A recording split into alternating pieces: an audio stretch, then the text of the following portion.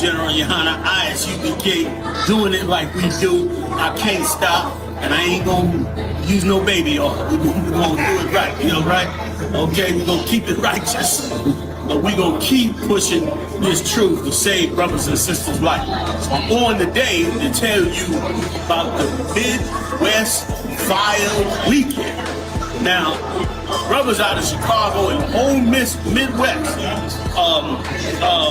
Detroit, Kentucky, who else they got? Indianapolis. I mean, there's a ton of cities in that Midwest. Forgive me if I missed those cities.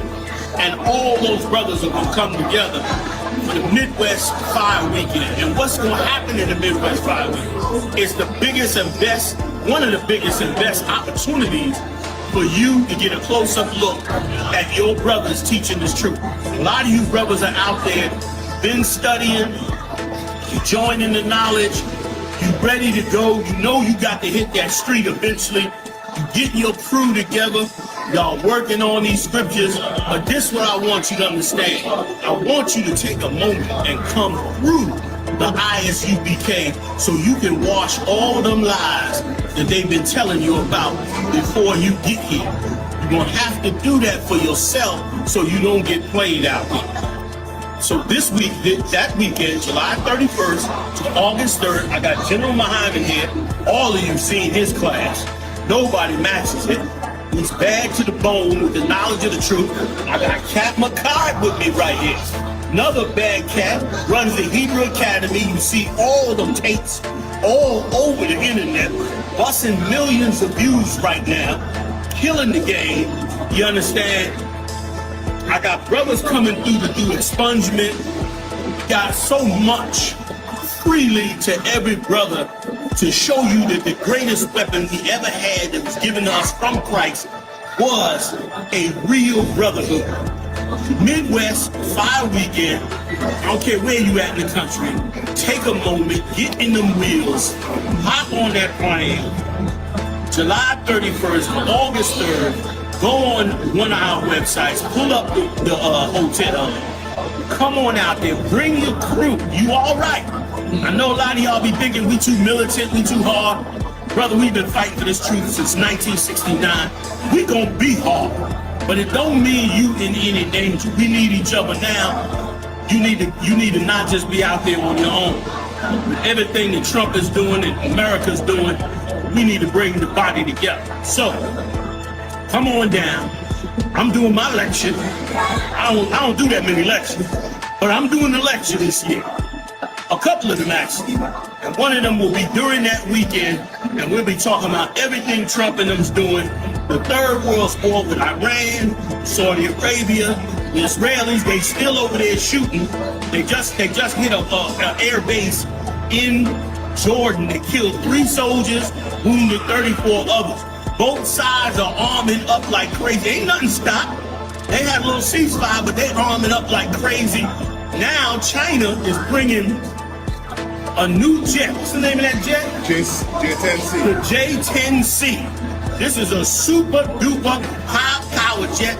It's a jet made to compete with the F-16 and the F-32 it is? The F-35. So that's they top, they bring in their top dogs into the theater. But here's what the Chinese got. Their jet can put 12 missiles on the bottom of the jet that are hypersonic missiles. These missiles can't get shot down. Wherever they fire at, they move so fast any defense system cannot take it. All this is the Lord's doing. At the same time, Donald Trump is trying to lock up all of our Latino brothers. He thinks he can turn our country, this country we built, into China, where he have our Latino brothers doing all the manufacturing. The boy is psycho. Now we in the end. Wake up, come into the body. So I'm inviting you now. I'm Commander General Young. I'm just an OG talk, okay? I done held this game 40 years. You owe me to at least come see me when I say, come see me before you hit that street. That's just respect. And you should know that, and everybody know that's how it runs. So come on, see me, man. You in good hands, you safe. Sister's gonna feed you. I wanna holler at you, man. I don't wanna see you after you make 10,000. or general, I want to see you now so I can see where you start and where you finish. Come holler at me, man. The Midwest Fire Weekend. Captain Mawakwa, he's in charge. Him and his team from Chicago, they gonna do it up. And they do it every year, which is why it's so popular. So I'm looking forward to seeing everybody come out, man. Now is the time. Bring this body together, man. I see y'all later. Y'all want to say something before I go? Y'all good? I see you out there, man. Midwest Fire Weekend. Big shout out to Captain Mawakwa and his whole team out there. We'll see you then, y'all. Shalom.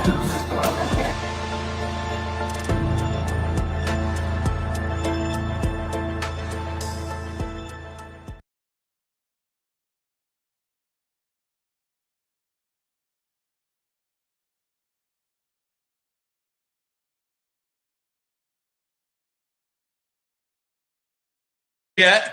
Man, John, I'm feeling good. How are you feeling today, John? I'm all right. I'm all right. I know you just got back from that North Carolina cookout. How you feeling about that? How everything go down there? It went good. It went real good. You know what I'm saying? Yeah, you know what I mean? Working for the Lord. Say again. Most High Christ, John. Damn right. Damn right. John, first and foremost, I wanted to say for Wada, for joining us for this brief interview, leading up to Midwest Fire Weekend. Of course, you know what I mean. The past few Fire Weekends, we've been having you doing amazing lectures, and doing one this year. You understand? And I wanted to, you know, I ain't want to get at people too much, you know what I mean, or whatever the case may be, but just a few questions on why this lecture is so important for our people at this particular time, John. Right. So, John, I wanted to ask you, starting off, why this title for this lecture, General? You understand? What's the significance behind this title? Yeah, read that title. Yes, sir. Doing a little quick thing. What? Got General Muhammad in the building. Yabba Zakata, Iba Hayah, Officer Marat, Officer Yedaya. You know what I'm saying? Kind of what kind. The title, General, is Are we done yet, and where do we go from here? Yeah, are we done yet? Meaning, with everything that's going on in the world and the revoking of citizenship, are we done, General? You ain't stopping nothing. You ain't stopping nothing. No, because I think the camera's just narrowly on me. Sorry about that. Did I mess all this up? We need to do this again? No, you good, John. I'm good, cool. All right, are we done yet? Because what a lot of blacks and Latinos are asking, and Native Indians is that it for us as a part of America? Right. Are we gonna be separated? Are they gonna do us in?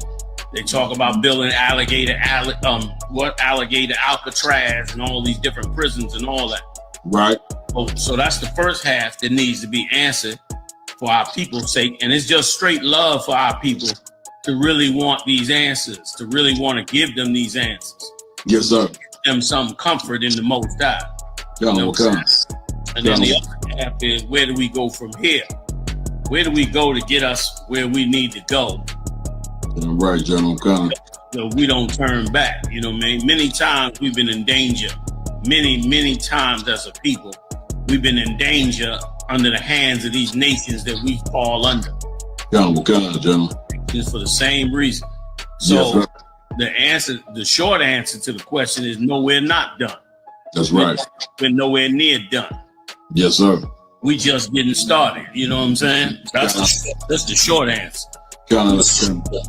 Slug it. We just getting started. We just starting to come together as a nation, rise up as a nation, and be a real body unto Christ. Yes, sir. Okay. So no, we're not done. Many nations try to destroy us, but here's where we do have to go from here. Yes, sir. Something we don't necessarily always want to do, but we had better do it. And what that is we had better take a good look and examination of ourselves after having been underneath the hands of our enemy for 400 years. Examine, is our lifestyle really right according to God? That's right. We're supposed to do something different. You know what I mean? A little example of it is this brother that blew his hand up this week. Yeah, Shame, man. The brother lost his hand. He got to walk around with. So imagine you got to walk around for the rest of your life with your hand jammed up, knowing that you went out and used fireworks to try to cause some stupid shit like that. One thing if you get it, you know, in an accident or something like that, but you go out there and do something like this, I mean, goddamn. Yes, sir. To this brother. So we got to have mercy, and we got to understand that we don't want to down this brother. Right. What we want to do is try to utilize his story and other stories just like it to encourage us, man, to really take a deep look at what it's going to take to go forward. Because if America's going to turn their back on us, yes, sir, they have been. They really never was with us. I mean, yes. Damn near retarded. But if they're going to do what they're going to do, then we're going to really need to focus in on the Lord to do something different. Yes, sir. The Israelite School UPK has always been up for that since 1969, and we'll continue to be up for it. We'll continue to fix that type of situation. Yes, sir. Kind of what kind, John. Also, John, I wanted to ask you, who is your focus, and what is your focus for this particular election? Who is my focus? Well, definitely our Latino brothers. But all 12 tribes are in mortal danger without the Most High right now. Yes, sir. All 12 tribes are in mortal. We're doing a quick tape. Good to see you. Yeah, all the 12 tribes are in mortal danger right now. And we're gonna come together, and it's time for us to be strong, and it's time for us to stop turning on each other. That's all right. The things that we've been saying in Israelite School UBK, they getting ready to come to pass right now. Yes, sir. Then not only they getting ready to come to pass, but we had better also fulfill those things that are required by the Most High. Yes, sir. Focus mainly on the Latino tribes because they're in the beginning of it. Even though they're stepping it up to the Haitians, I already said they were going to step it up to the other Benjamite tribes, the Levite tribes. The Haitians, they finally figured out that what we've been saying on that street all this time was true. Yes, sir. And they're going into panic mode. And they now trying to survive. They know that they now got the Lord's 12 tribes in their hands, and they concerned and scared to death. Yes, sir. Now they want to get rid of the Latinos, the Benjamites, and they want to get rid of so-called Black Americans, the tribe of Judah. Yes, sir. All of them. So they want to carry it out step by step by step until it goes wherever they want it to go. Yes, sir. They're not even focused on the other tribes. So we're going to focus on.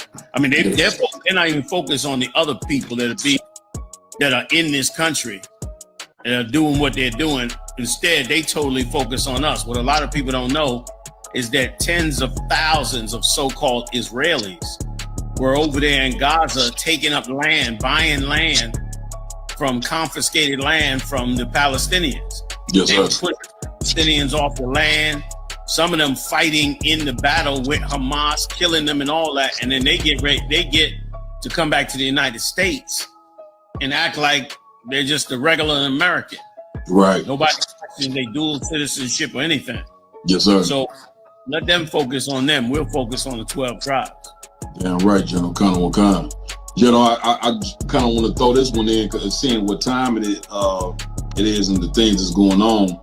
And I've been noticing a lot of Black people are wondering, should they be involved in the struggle with the Hispanics and what they're going through?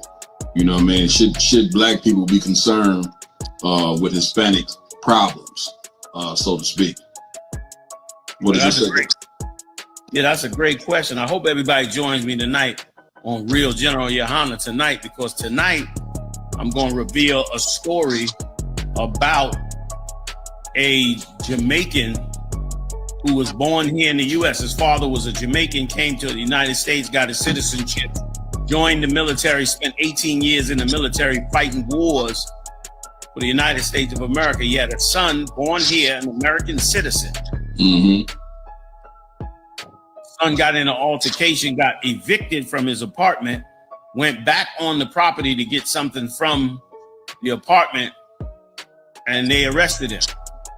ICE agents showed up and deported him to Jamaica.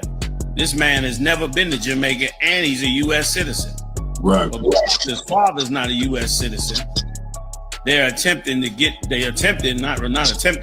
rid of him, and now he's got to fight it out in court. Oh, God. That's one example of the different dirty tricks that they are attempting to use in order to not respect the law or the citizenship of the United States. Yes, sir. White people are going to pay a hefty price for this because they don't understand. Donald Trump is teaching them to hate us, and all the while, really radicalizing white America. And he's going to radical white America, and then he's going to send them all to war. Yes, sir. And all their sons and daughters killed. John. Yes, sir. John, I got one last question. I ain't want to keep you all night. Again, I appreciate you joining me for this small segment. As the lecture approaches, it'll be August 1st during Fire Weekend right here at the Chicago School, 9909 Roosevelt Road. And let's forward to it. Go ahead, Officer. Absolutely, sir. And seeing on that day, are we done yet, and where do we go from here? For those who have never heard of Commander Jenny Hunter, what will they take away from this lecture if they in attendance or if they tune in? What will they take away from this lecture? Well, first of all, they'll take away a good peace of mind. A good peace of mind because they'll have a better understanding of what is going on, what is going to happen in the future according to the Lord. Yes, sir. They're going to have a better understanding of that, number one. And that's comfort, number one. Number two, they're going to find out what is really important. Yes, sir. Now we come into the time where you're going to learn what is really important and what has not been important. Right. And you can learn just how strong or weak you and all your people are. So they're going to be able to take away that. And yes, of course, all of the other usuals, a close understanding of the Lord, a close understanding of, who we are as a people and why the Israelites do what we do. That's right. A good, close understanding of it. I know what kind, John. Yes, sir. Well, listen, I appreciate you, General, joining us for this small segment. Are we done yet? Where do we go from here? August 1st, Midwest Fire Weekend is going down. It's a free lecture by Commander Jenny Hunter. We hoping all Blacks, Hispanics, and Native American Indians will be in attendance. We also will be streaming it free as well. And so we appreciate you for that as well, General, for even getting down. I appreciate you having me. I look forward to it. I'll see you soon.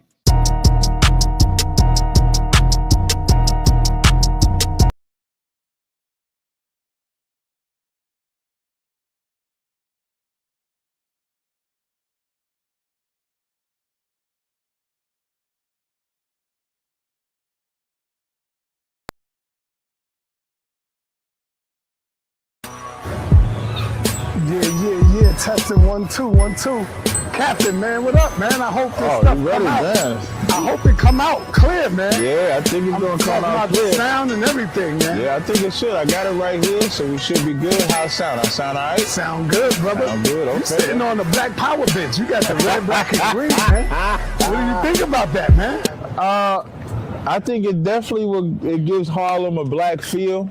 Because Harlem ain't been black for about 5-6 years now. Since Dr. Khalid passed on. That's longer than that. Yeah, that's really, because when you think about it, and I always say this, like, when I was having a conversation and I was saying, they always talk about the black community is messed up. Right. And I always say, they always try to say that they need the community to police the community. And that's such a farce. It's such a falsehood. It's not the community. The community is not paid to police the community.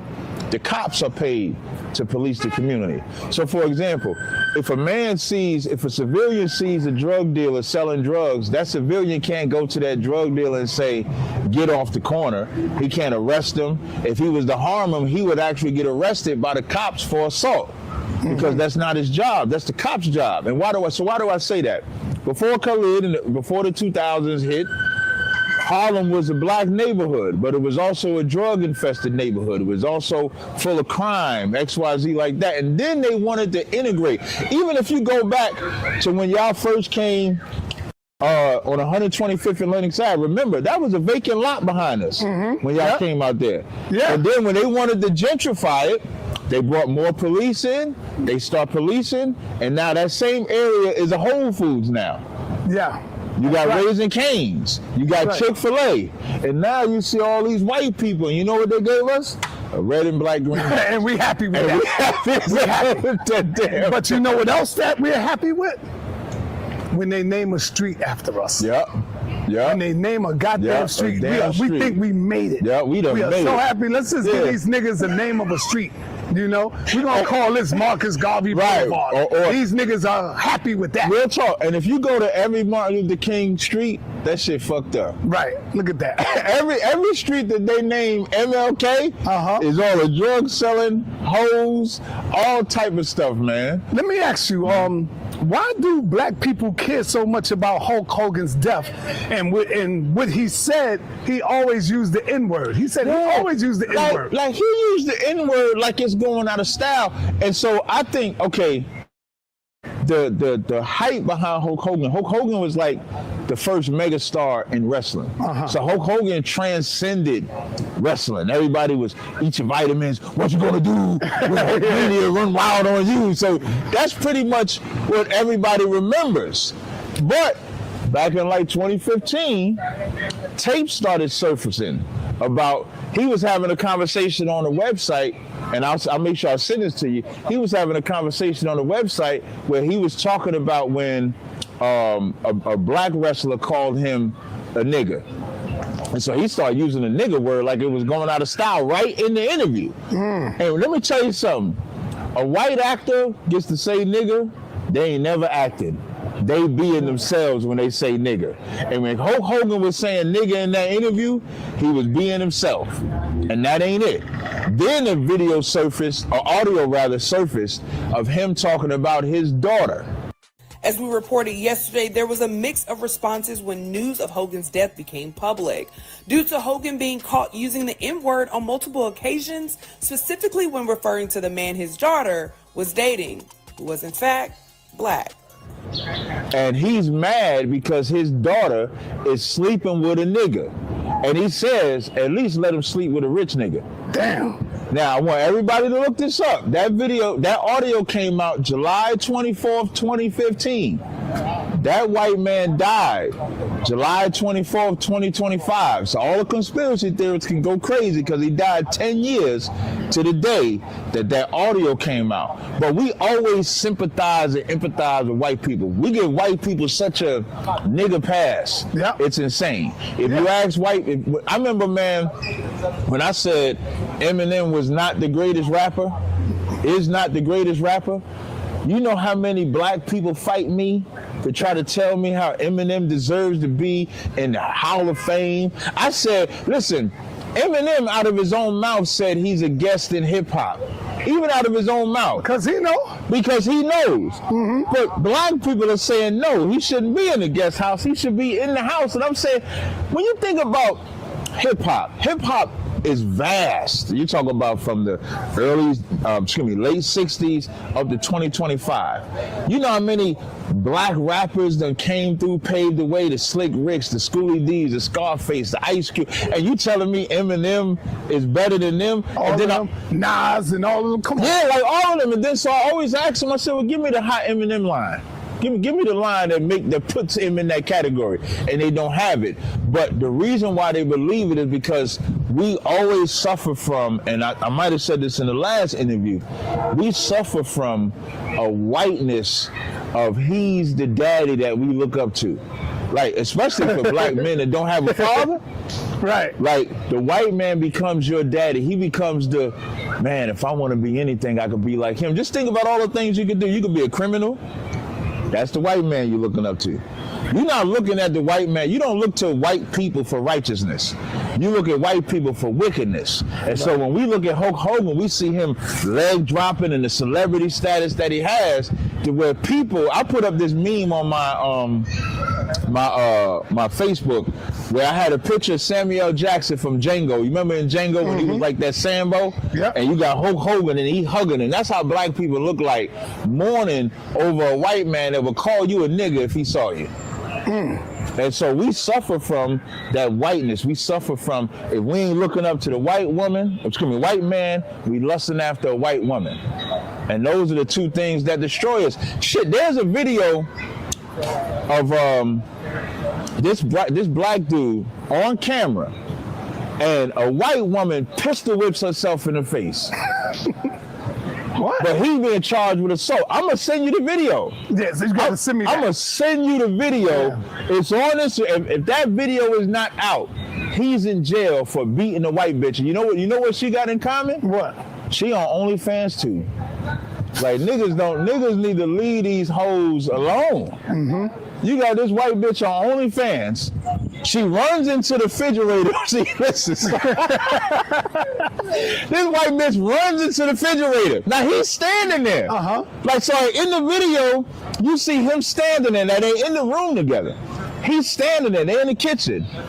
Runs into the refrigerator, falls on the ground, picks up, it's a gun on the table, picks up the gun, starts smacking it. Down mad, I keep smacking myself. Smacks herself with the gun. And said he did it. Said he did it. Oh, man. Without that video? Yeah, he would have been toast. He would have been done. Because they is not going to believe no nigga over no white woman. So, in closing of the Hulk Hogan, in closing of the Hulk Hogan, we got to stop suffering from white love, from looking up to white people. Like, white people, how long are they going to be our idols? Because it just represents the death of us. Yeah.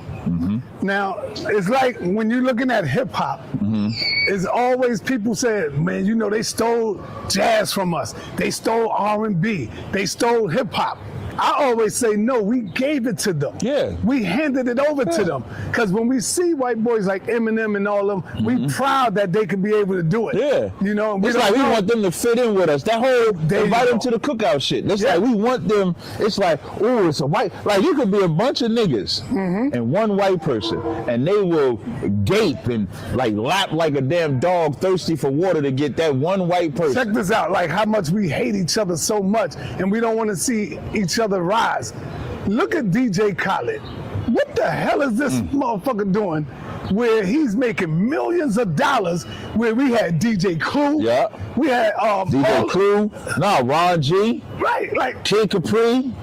We got so many black DJs. Right. And here's the crazy part. You know how they get on Latinos for saying nigga? Ain't nobody said Khaled can't say nigga. DJ Khaled saying the N-word. Yeah, I mean, I'm a nigga.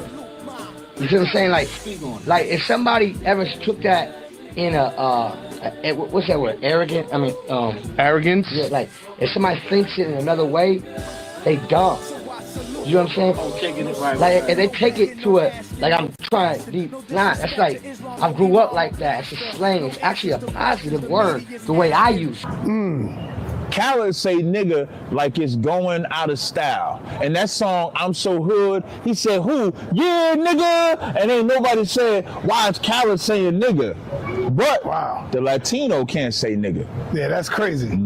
That's crazy. Let's move on over to the political side for a minute. Okay. Let's talk about Joe Biden's son, Hunter Biden. He said smoking crack is safer than alcohol, brother. Joe Biden's son said smoking crack is more safer than alcohol. Talk to us about that. I had to watch this video about 3 or 4 times because I could not believe that a white man said that. Now, he said 3 things. So before he even gets to the alcohol, they asked him on. So now he's saying, first of all, he's breaking down how to make crack. So he talk about all you need is sodium bicarbonate. Well, the only difference between crack cocaine and cocaine is sodium bicarbonate and water and heat. Literally, That's it. That's it. This is free. You can go to your neighborhood convenience store and just get. Anyway, I don't want to tell people how to make crack cocaine, but it literally is a mayonnaise jar, cocaine, and baking soda. Mix it, and he says doing it that way takes away all the impurities out of the cocaine. So now it's a hard rock, so you can smoke it. Clearly, this is a drug addict. I don't want to have the experience of some euphoric recall. That's how powerful crack cocaine is. Does crack cocaine make you act any differently? No. Is it safer than alcohol? Probably. People think of crack as being dirty. It's the exact opposite. like Hunter Biden. Remember they found cocaine and everything in the White House. Yeah. And he's a criminal. Right. Joe Biden, I remember Joe Biden said he would never pardon a relative, but he pardoned his son. He made sure his son did not go to jail. That's the advantage. Same thing with fucking Trump. Yeah, Trump do the same thing. He pardons all the dudes that ran up in the White House. Pardon everybody that ran up in the White House. And so then he says, so they asked him, so he says there's no difference between sniffing cocaine and smoking crack. And I don't know, like, if you grew up, anybody that is old as me and seeing what crack did, when it was just cocaine, you know, and this is not to make any drug, like we shouldn't do no drugs. Right.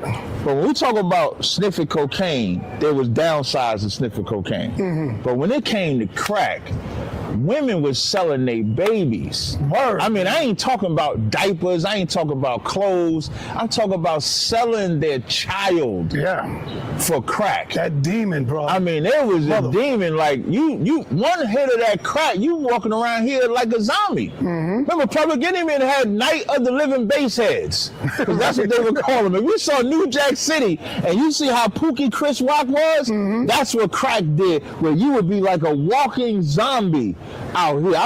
When I was coming up, I remember this woman let 10 men in her house, all of them did her, so she can get high off of crack. That's what crack did. But that's what stupid white people do. White people that are drug addicts, they don't understand what they're saying.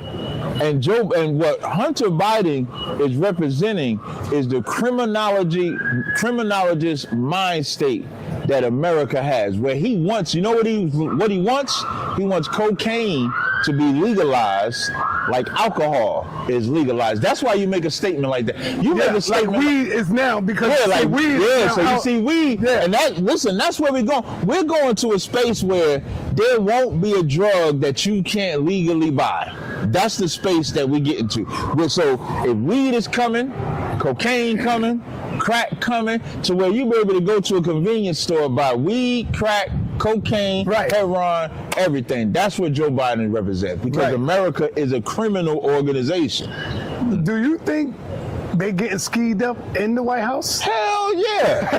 Getting skied up. They having sex with the hoes in the White House. Right. Remember Clinton was getting head in the White House? Yeah. Clinton was getting straight up head from Monica Lewinsky. Right. You don't think Trump, he a rock star, you don't think Trump on the White House tearing tail up? Probably young underage tail too. It's videos coming out with Trump. There's this video, I'll make sure, everything I'm saying, I'm gonna make sure I send it to you. Yeah. There's a video where Trump sees a 10-year-old white girl that says, I'm gonna see you in 10 years. Thursday night, you going up the escalator? I'm gonna be dating her in 10 years, can you believe it? You can hear him say, I'm going to be dating her in 10 years. Can you believe it?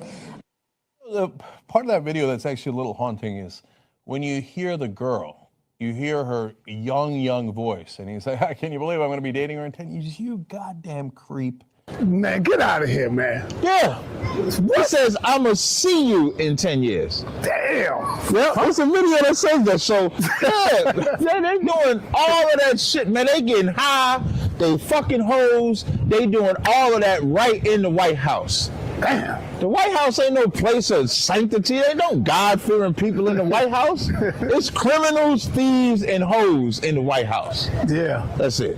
Yo, let's harken back on Shannon Sharp from last week. Okay. We talked about Shannon Sharp last week. Yeah. And I asked you, how much did he get paid? I didn't know at the time. Yeah, right. we didn't know. Right. So now we got more information. Right. Shannon Sharp allegedly paid $23 million to the OnlyFans model, which was more than he got paid in the NFL.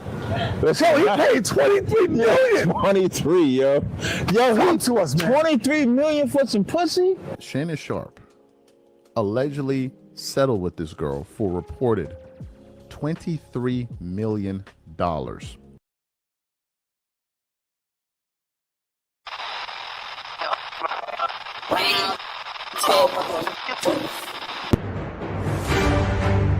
He's the man that came up with the term African American. Right. We from now on, we call African American. But now somebody run up on you and say, we should leave this place.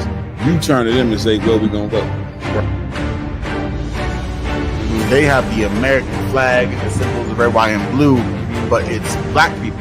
Right. So it's not they're not repping who they are. Right. They're repping the country that they serve. These leaders that don't care about their community, you know what I'm saying, that always, you know what I'm saying, just focusing on winning gold medals and championships and different things of that nature, and have no thought to the Black, Hispanic, and Native Indian community. It's gonna come back at home. Enough for hearing that happened in Tulsa, Oklahoma, Rosewood. Even Emmett Till was somewhat similar. It's like once something happens to a white woman, that's the justification to kill all niggas. At the same city, at the same time as the Klansmen, the Purple Boys had a mass march on the other in downtown, but blocks away, and did not cross paths with that. Real Nigga University in 5, 4, 3, 2, 1.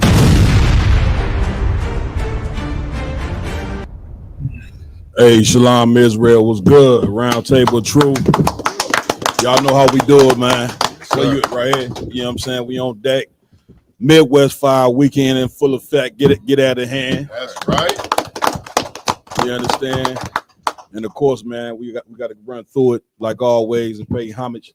First, we want to pay homage to the Most High, Yahweh in the Hebrew, God of blacks, Hispanics, and Native American Indians. That's right. We like to call him the nigga God, because that's what he is. You understand? And of course, we want to give it up to our King, Yahweh Shah Mashiach. That's right. Whom the world ignorantly called Jesus Christ. And of course, we got to give it up to the man with the plan, none other than Commanding General Yohana. That's right. Got to give it up to my hosts that rock it out with me every week. To my right, we got Officer Lamakiala in the building. And to my strong left, we got Officer Yaradan in the building. To my far right, we got Officer Iwalam in the building. And to my far left, we got Officer Mayad in the building. I always got to give it up to my team on the ones and twos, the engineers, the best engineers in IGK. Hey, come on, sir. You other engineers, you step your game. That's you want me to tell you. I just feel like I got the best engineers in the game. Yeah, this there. Give it up for Officer Ramawan in here, man. Right. Doing what he do. And man, listen, the brother, man, hardcore to the bone, Officer Raj Karab. We got a ton of special guests that's gonna join us here on the Round Table of Truth today, as it is the Midwest 5 weekend, the second cookout, you know what I'm saying, of all the I think it's 5 cookouts in total in the IGBK. That we the second one. I think New York, you know what I'm saying, is coming up next, the Big Apple, you know, New York City. We're gonna be down there, of course, as well. Headquarters, you understand? And y'all listen, y'all hear him. Listen, y'all hear him on the mic already. Y'all already know. It ain't but one nigga that talk crazy to me like that. And it is none other than Captain Tazar. Yeah, goddamn it. Do not call him the Kimmer Killer no more. He go by everybody killer. Everybody gets ass whooping. Everybody. Just raise your hand. Everybody. Yeah, just put it up. If you ain't in the school, you liable to get fucked up. If you ain't in the school. I thought that was a damn real alarm. I Nah, said, damn iPhone, man. Oh, okay. iPhone, So fire is over there. Man, so y'all know how we do it, man. Roundtable True Midwest Fire Weekend. Big up to Commandant Jenny and Hannah for making all this possible. You know what I'm saying? Jenny and Hannah gonna be doing his election tomorrow. In a few minutes, also, we got General Shawamar about to join us on the Roundtable Truth. We got a whole breakdown, you know what I mean, on how to fix blacks and Hispanics. It's about to be real heavy. This the kickoff, you know what I'm saying, for the Midwest Fire Weekend, man. We got a ton of events back to back, you know what I mean. We hope you could make it. If you can't make it, tune in. We going live on basically every damn thing. Even when we kicking it, you gonna see Oscar Rob flip some phone up in the air. You know what I'm saying? They gonna be eating a sandwich or something to drink. Damn, going live. But we gonna do what we do. Man, what's up, Cap? Talk to me, man. Where we at with everything, man? You know you do a lot in the earth, man. Where you at with it, man? What's the latest? I do got a debate against Andrew Wilson, this white guy. Okay. He wanted to That debate. sounds like a white dude name. Andrew Wilson. Straight to the point, Andrew Wilson. We're supposed to debate is polygamy a sin? Oh, that's a beautiful wife. That is. Yeah, I get to go out there and prove that we can have all the wives we want. Right. Come on, man. Give it up. Especially against this white boy. Now, on a personal note, I get to get some get back because this is the white boy that you know, the gay nigga Gorilla Hebrew was on when I had hopped on that live stream with Cooley and the white boy, and he was talking about, you know, the white boy was saying there's supposed to be no more prophets. Right. So I cut him in the scriptures showing that there is prophets at the Christ. That's and it. then the prophecy we give is teaching, and then this gay nigga come out the woodworks talk about he give prophecies and shit. Oh, so then nice. yeah, I get prophecies all the time. That's what the gay nigga I'm talking about is Gorilla Hebrew. Right. And Right. then give one prophecy. You should have gave the prophecy of his ass. I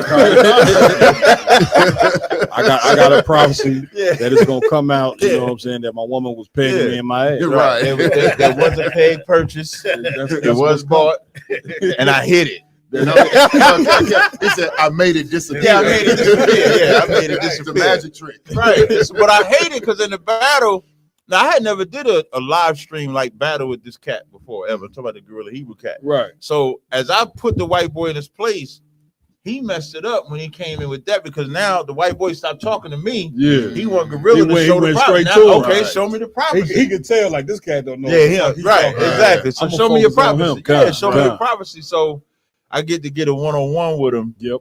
And then beat him pretty bad. So we got that right. coming up. You Man, got right, give it up. Give it up. What's the date on that? Next Thursday, August 7th. And what's this gonna be filmed? It's gonna be on my channel. On what's that? Cooley gonna have it on his channel, Captain Zaryak TV. Captain Zaryak TV. Make sure y'all subscribe to that. 7:00.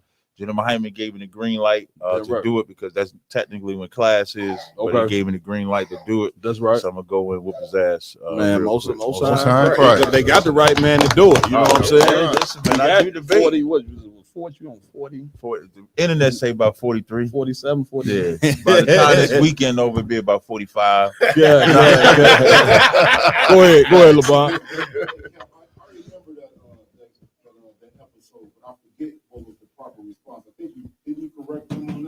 Yeah, so when he says, so the white boy was saying that there's no prophets after Christ. And I think it's in Corinthians where it says to some he gave prophets, some he gave teachers, some he gave. So once I read that scripture, it disarmed the white boy.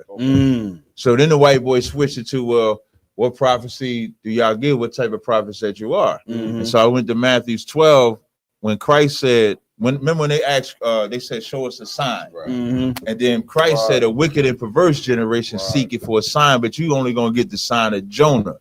Jonah's sign was repentance. And that's all of our prophecy right now. We preach, if you don't repent, you're going to die. And that was it. And then the gay nigga come out of the woodwork. Well, I gave a prophecy all the time. I gave like 4 or 5 prophets that have actually come to pass. That's what he said. That's it. But you know what? Something like that, you know what I'm saying? The script, big shout out for that cut too. You gave. Everybody should write that down. You know what I'm saying? But it just show you how proud this cat Gorilla Hebrew was. he running around calling himself, what was he, the chief head priest? He was the chief head priest. The chief head priest. Yep. Call that nigga the Rain Man. He said he used to rain when it come around. So there he get on. Now he felt as though that he could get on the mic, get me right on this and say, what I'm saying, I didn't got a ton of prophecy. And listen, the Lord got a great way of humbling the man when he think. You know what I'm saying? Talk. You understand what I'm saying? Real talk. You think if you something, you know what I'm saying, you nothing. I'm paraphrasing what the scriptures say. You know what I'm saying? You got to, when you learn this truth out, you got to come in here, man, be as humble as possible, man. You understand? Because the Lord could have woke anybody up. You understand? And it goes to show you what happened with Gorilla Hebrew is what happened when you don't come to the one body of Christ. That's right. Which is the highest. Yeah, I don't know what to tell. I don't know what you're doing if you're not in ISUBK, to be honest with you. And the other thing I want to add, I think he said that because he didn't like how easy it was to just answer the question. Right. Like he wanted to be something magical, profound, so that the spotlight, could be on him. That's it. Because we intimidate a lot of Israelites. I don't know if y'all ever noticed that. You ever see a bunch of Israelites huddled up together and you come around and like, man, what do we do now? That's how it be. Yeah, that's what you're supposed to do. So it's like, okay, how do I one up what Cap said? Right. When really he should have just been content with, if that was the answer, that's the answer. I ain't gonna lie, when I seen you and him up there together, I say, man, why is Cap sitting with this clown? Yo, I didn't know. Now my defense, I'm at my rib crib. I'm in Houston. Okay. I'm at my rib crib. Yeah. And a brother texted me and he said, this how I found out. What's the other dude, the corny dude? I think he gay too. No, not Cooley. Saint. Saint's a homo. He does. Marquette. Saint's a homo. Yeah. But so the same way I found out about Saint, because I forgot about Saint when we were supposed to do the whole hookup. I forgot who he was. So I just be sitting in the house and I got a random text. Hey Cap, you got to come on this live stream. The Israelites looking bad. That's how they send me the text message. So I clicked the live stream and I knew of Cooley by looking at him, but I didn't know him. Right. And so when I jump on the live stream, that's what I see, Gorilla Hebrew. But I'm already on the live. So if I leave now, it's like I'm leaving because he on there. Right. So that's the only reason. If I would have watched it first, yeah, I probably wouldn't have hopped on there. I would have watched this scene out. Once he would have got embarrassed, I probably would have let him get embarrassed by himself. He always just itched me the wrong way because he always felt like he was on your level. You know? We neck and neck on this like shit. Right. What are you talking about? Let me tell you, a lot of my UBK brothers love to come to me after it was found out he was getting paid. I told you, Cap. Look, I was the first one. Look, I kept calling. Hey, y'all can't pick up. I think I called him like 7 times. Like, no, I told you about this nigga, man. I'm gonna hit you back to back on the I told you, Cap. I told you, Cap. And that's just to give. You gotta look at it like, well, this is how I look at it. This is the only thing I say to my UPK brother.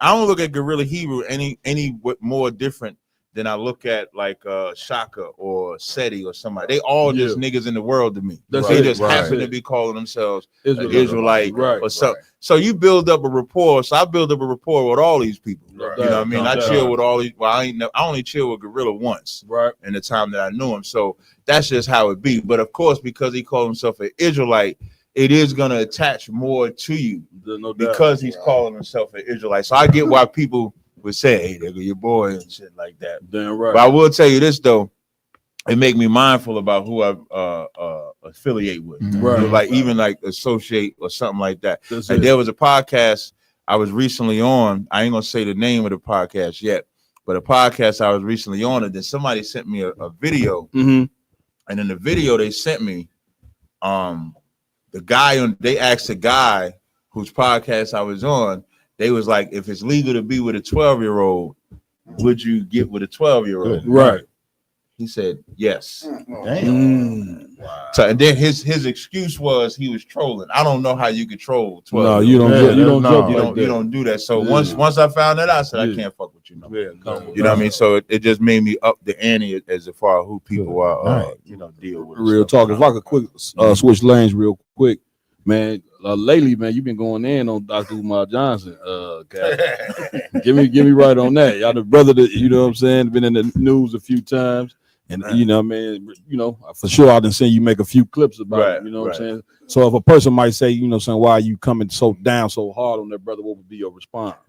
My response is like he's a letdown. What I mean by letdown is like his full sexual deviancy is on full display. Yeah, and when I say full display, like a couple years ago, back in like 2014 or 15, he had this controversy of a conscious stripper. Right. Where there was some woman that came to him, blackety black, tail, everything, but she was a stripper. And he kind of like survived that. Nobody talked about that. And then in March is when the whole baby mama scandal came out, where we find out that he got 2 baby mamas he ain't doing shit for, XYZ like that. And then in essence, we kind of all stood for him because we know what black women do. Right. We know that black women will vilify you and stuff like that. So instead of just jumping out and condemning them, people was like, nah, we know what black women do. Let's wait and see. And the story he gave seemed to be believable. Now, I'm not saying that the story is a lie or not. Right. But when the character flaws start coming in, is now there was a video of him saying that God said don't have premarital sex. Right.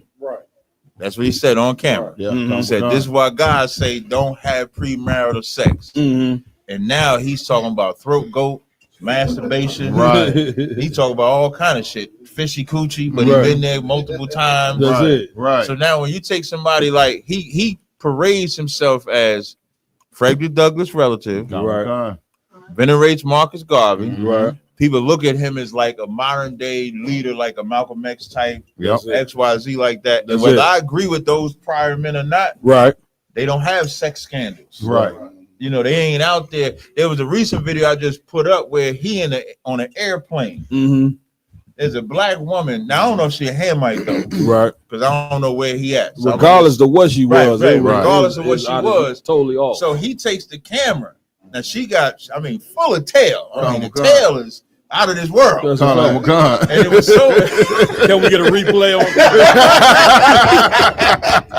No, let me stop. And his sexual deviancy on full display because now that's some stalker shit. That's it. Because That's he takes it. the camera, not only films her, make a skit out of it. Play the Johnny Gill song, There You Go. And he just looking at her. And then when she spots him looking at her, he puts the Metal Gear sound like that. And then she walks away because she don't want to be on camera. That's it. And this supposed to be who's the leader. So what's he pretty much, I want to say this, it was really a violation. Yeah. You know what I'm saying? Once again, we men, you see a beautiful woman, you look for a second or two, but to pull out a phone and film her, you know what I'm saying, it was a bit much. But go ahead, y'all. That's a sex, like that's almost sexual assault. She can say, why would you do that? Why would you put me? What if she don't want to be on social media? Right. So the way that he's conducting himself, at some point, it just got to be exposed. What the school? What's going on? The school. In Delaware. Big shot if I could. Yeah, big up the real nigga that know how to bring school. You know Captain Zion. 2 schools. ISUBK Delaware. ISUBK done built 2 schools in Delaware. This nigga got 1 school. They got every donation in the planet. Every week he coming up with the schools. Well, it look like it's gonna be an issue with the toilets. And we got to paint. What was it? And we got the floor. Broke and out we the got to windows. paint. We got to put some paint on the doors. They just You know what's crazy? Yeah. He put out some video where they bust out the window or broke into it. Yeah. But when he's looking at the floor, it's like CDs and shit on the floor. When the last time y'all niggas seen a CD? They don't even put CDs in the car. They don't even get CD players. Laptops don't have CDs on it. Don't nobody use them. Like using a CD to now is like somebody bringing up a cassette tape. It's just outdated material. So that's not real. You know what I mean? And he's begging for money. You know the saddest part. He puts out a video, and here's how you know he lying. So he puts out a video saying his partner asked him for some money. And he's so egotistical in this regard. He says, so the homie asked the Prince of Pan-Africanism for some money. But he's talking about himself. He could just say me. But he got to say the Prince of Pan-Africa. That's the story. That's what his peons like to listen to. They like to hear that type of rhetoric. And that 3 times, that's like a chant. When he say that shit 3 times, that's programming. Then they got to snap yourself out. You got to snap yourself out of it because you'll get programmed in it. So the brothers was just saying that. Officer Karyas was bringing that out. He take some type of classes or something where he say that's what people do when they want to program. That's all that's psychological. That 3-time chant, that's psychological to get it embedded in your brain. And so as he's saying that, he's saying my bank account is frozen because of fraud. It can't, like your bank account's being frozen can't be something that somebody else did. It can only be something that you did. I've experienced where somebody had gotten some money out of my account that I didn't know nothing about. All they do is they're gonna check your last transactions. They gonna put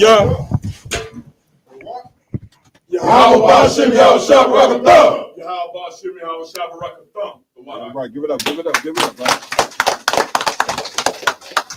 So all they really gonna do is freeze the card or cancel the card, check the last couple transactions, make sure it's you. But if you go in the bank, you'll get access to that money. You'll be able to have access to that. You won't not have access to the money. You just got to go to the bank. And so what happens is he claimed that he got fraud, and so now for the first time ever, the Prince of Pan-Africanism needs your money. Right. If that ain't a lie, like this nigga been begging for cash apps forever. Remember that time he said, "We appreciate the $20 donation. Next time, give more. I know that's all you had." Damn. How do you? Damn. Like the audacity. That's rough. Saying, I know that's all you had. He basically saying, "Bitch, you broke, but I'll take it. I'll take it. Next time, get more money." Like he forcing them to hustle. So all of that is a time where it should be exposed. It should be brought to the limelight. It shouldn't be hid. And so that's the reason for it. So if anybody want to know why I'm not letting it go, that's the reason why. Damn right. Go ahead, Avalon. Man, if I could, Cap, I mean, since I've been in the ISUBK, Umar has been building that school. It seemed like, I mean, in my opinion, he's like a running joke now. Maybe like 8 years ago, he probably had a little respect of the people, but now he's the cat known to make a joke out of the snow bunny. Don't mess with white girls. So you know, it just seemed like his time is up now. Oh yeah, come. Definitely Right. And the more no, you got so Lockie. So now I just want to backtrack to this whole Frederick Douglass joint, right? Ain't Frederick Douglass a heathen? That's what we listen. That I had said that earlier. Like we got what side of Frederick Douglass is he on? Right. Because they say Frederick's biological father is a heathen, and that his wife's black husband just raised him that way.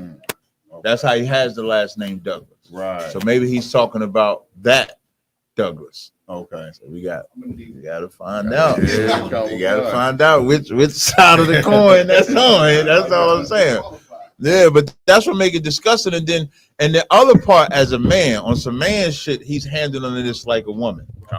Like he got some woman talking about him. Let me tell you something. If a woman talk about me online, man, you can talk about me all day. I'm gonna just say she's mad because she ain't getting this rod no more. That's why she talk about me. You wanna know why she mad? She ain't getting this rod. She ain't getting this wisdom. She ain't getting none of the support anymore. And this is what women do. And you know what? Men are going to believe that. Right. And to some extent, women are going to believe that. Right. But when you get out there and you calling her fishy coochie, but then you say you was with her by your own words 3 times, nigga, you like fishy coochie.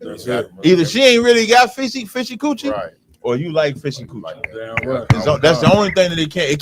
There ain't no middle ground with that. Like, cause you could get caught out there one time. Right. Let's say you meet a sister, you know, you think she clean and holistic and all that. You get with her in that box just fuming. And now you stay there. That's right. Cause you like, well, I'm already here. Y'all were down. Right. No, I'm saying I'm already here. I'm telling you, I'm putting it on me. So y'all were done. Said, don't put that on me. I ain't staying. No, so that's why I'm putting it on me. So if I keep going back, y'all gonna be like, nah, Cap. My call gonna come to me. Hey, let me keep round table talk. Hey, I think you like fishy coochie. You keep going back to it. So either he like it or that's just a trope that he's saying. You know what I mean? And all that is just the trash talking he talking about. He mentioned masturbation. We want to know who masturbating. I don't want to know technically, but he's him saying that because he said all it was 2 years of throat goat, marriage, and masturbation. Hey, what is that? That's what he said out of his own mouth. So what does that mean? That's it. So he's really embarrassing. And what's going to be more embarrassing is the more black people are fighting for him. Right. They fight. They're going to fight for him like they fight for Diddy. Right. Like they fight for Shannon Sharp. Right. Like they fight for all of them because being a sexual deviant is not frowned upon in the black community. Right. No matter what your sexual deviancy is, it's almost like they slept with underage girl. It's all right. Right. They slept with underage boy. You can forgive that. Right. They forgive all of that. Right. Like Diddy getting those charges dropped. They look at that like Diddy beat the feds. Right. They don't look at it like the Lord might have had a little slight mercy on him, but we shouldn't mess with him no more. Right. They look at it, Diddy beat the feds, so now all the sexual deviants like, man, I ain't gotta stop doing what I'm doing. I could watch like Gorilla Hebrew for sure. He said I could keep watching. Right. If Diddy watching, I could watch. Right. Oh, Good yeah, night. He's a cuckold. Gorilla, yeah. He got all types of helmets. He got a lot of demons. That's what people be. I seen this out in the here on Gorilla. People be talking about that's his white side. Now we don't really do the whole black white side, but that is very Edomite-ish. Very. Listen, that's a straight up fact. God. Man, listen, man, we want to give it up, man. We got General Shawamar in the building. Joining us on the round table of truth. General, how you feel? I'm too up. How y'all brothers feeling? Doing good, sir. Good to see you, sir. Good to see you. Pleasure to have you here, General. Finally. It's been a second. I know you've been trying to get me up for a minute. That's it. Yeah. Right. How was that ride up, General? 12 hours straight. It was a tough ride, but it wasn't bad at all. Damn right. I hit some traffic, coming up, but once I got through the traffic, I'm good to go. Damn right. Give it up. And I just want to say the water to you for all of the hospitality. I'm talking about from the time that I hit the city. Damn right. You had a drink waiting on a brother. I had food waiting in the office. I didn't reserve my rooms correctly. You made sure that I had a room to lay my head in last night. So I really appreciate that. Oh man, we appreciate you. Y'all don't know, General been putting in this game, putting his work and his truth for a very long time. General, how many years do you got in the game and the truth? I think about 35 years. That's 35 years of knowledge, wisdom, you know what I'm saying, and toiling, you know what I'm saying, and of course you see how this work is now all over the country. Damn right. How does it feel to see where the truth was and to where it is now? What is your outlook on that? The way I see it, the way that it was and the way that it is now, like the school has always been strong. Even before the split, the school was strong. But after the split, the biggest difference that I noticed is in the brothers. Like right now, I see yourself, Captain Tazariak, you got Captain Ariak, all these brothers are sitting around this table. The spirit that's on the brothers are different from the spirit that was on those brothers. And it's you just got to say what it is. That's it. And the spirit that was on those brothers, it wasn't unity the way that I see it right now. Right. Of course, we got some things we got to deal with in here, and that's everywhere you go, you're gonna have some issues. But for the most part, the way I see it is that the school is real strong right now, and it's strong because of the leadership. Again, Captain Tazariak, yourself, you got Captain Aria, you got Captain DeBar Moff, and the beautiful thing about the truth is this: all of us are gonna go through problems. We're gonna all have issues, ups and downs. But where where the real men are at, I'm talking about the men that are strong, is because they stay. They stay. They fight. Real talk. Whatever is coming up against them, they don't leave because it ain't been easy. Hell, it's been a time where I had to take a break, and I was probably gone for maybe about a year. And General Hahn stepped in. He stepped in and he put in the work for me. So it was a lot of questions my brother used to ask. Well, what happened with that whole situation? Right. All of us are going to go through situations in this truth along your journey. That's it. The main thing that we got to remember is not to drop your sword. Regardless. I don't give a damn if you're going for 6 months, a year. Just stay in communication with the brothers. Let them know what's going on. Don't drop your sword. Because me and Commander Junior Hunter had a talk when I was driving up here. And the talk was, we was talking about different brothers and, you know, how we've had to persevere through this. And the biggest thing is brothers will complain about the counsel that they've gotten from General Muhammad. And this is the problem. The counsel that they've gotten from some of you brothers. Right. Why, if you believe in the truth and you really down for the truth, when you leave the truth, you show us that you never believe. Right. And that bond. can be That's real proven talk. in the scriptures. That's It right. can be proven in the scriptures, because if you really, like, if you pass judgment, Captain Tazariak passed judgment, General Muhammad passed judgment, Commander Junior Hunter passed judgment on a brother. If the brother feels like it's not right or that it's unfair, then that brother should not leave the truth because he couldn't have his goddamn way. And that's what we do. We leave the truth because we can't have our goddamn way. Instead, what the brother should have done was requested to take it all the way to the top and do what the scriptures say. Hell, bring it before the whole goddamn congregation. That's it. Bring it before the whole congregation, and then guess what? Let the congregation decide. That's it. But brothers don't do that. Brothers have never done that. What they do is run and then slander the school. Right. And that's what caused the division before. Right. But what I've seen with you brothers, y'all ain't letting that shit happen. You leave. Bye. And say y'all not letting that happen. They let stuff like that break the school down before. That's it. But I noticed that it's a big difference with y'all. Y'all not letting one or two brothers leave the school. You want to leave? See, we'll go and get another brother replace your ass. That's it. In a heartbeat, just like that. Damn right. And that's the difference. Damn right. Give it up. Give it up. Man, listen, John, it's so heavy. You say that, you know, we came up, my yacht, you know what I'm saying? Our yacht, we was down there when, you know, around 2009, 10, 11, you know what I mean? When it was just DC, really DC and Philly, you know what I'm saying? And of course, there was some hard days, you know what I'm saying? So ain't nowhere in the world we can let somebody really even care about somebody who's not genuine about this work. If they leave, man, shalom. You know what I'm saying? Right. We need kept right on ticking. That's right.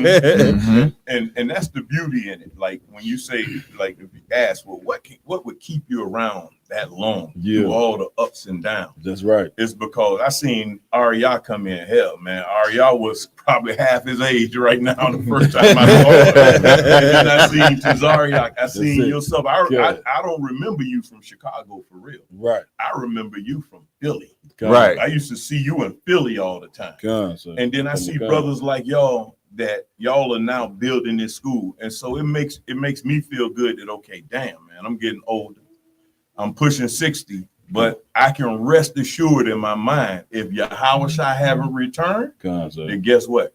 Y'all brothers take the banner and y'all gonna run with it. And y'all gonna do bigger and greater things than we've done with this. And that gives us a great sense of comfort to know that, you know what, we got a few years left in us. Don't y'all think we folding just yet. we see that y'all getting ready to come with it, and we welcome it. That's what we want to let y'all know. I love to see Captain Tazariak that, guess what? He don't know. He's like my secret idol, his goddamn self. And my mother the other day, I know you think I'm lying about this, but I'm gonna show you the text message. Right. She is 83 years old now. I'm gonna tell you the power that this brother has. And I don't even know if he know he got this power. But my mother's 83 years old, and she looking at Captain Goddamn Tazariak on TikTok. I'm like, hold on, number one, what the hell you got a TikTok? 83 years old. Right. Then you watching him, and then she gonna say, well, you know what? I thought it was you. You look like him.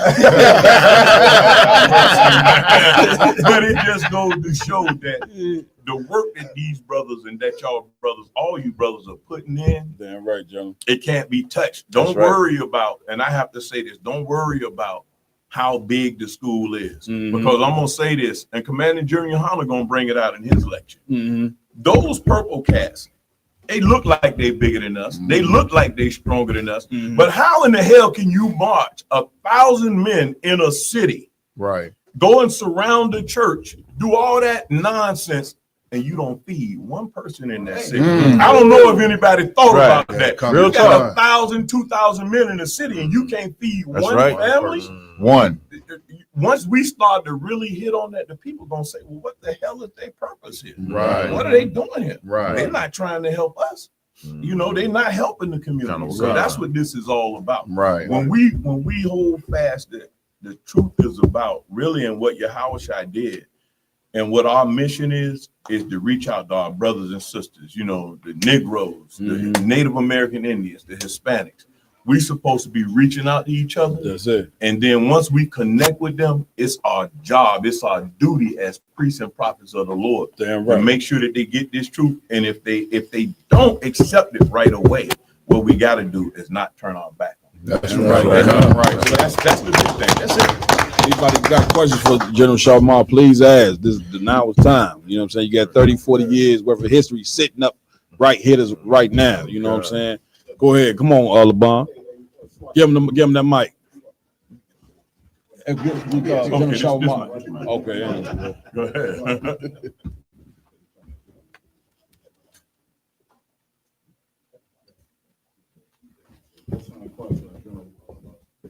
For coming here and sharing his wisdom.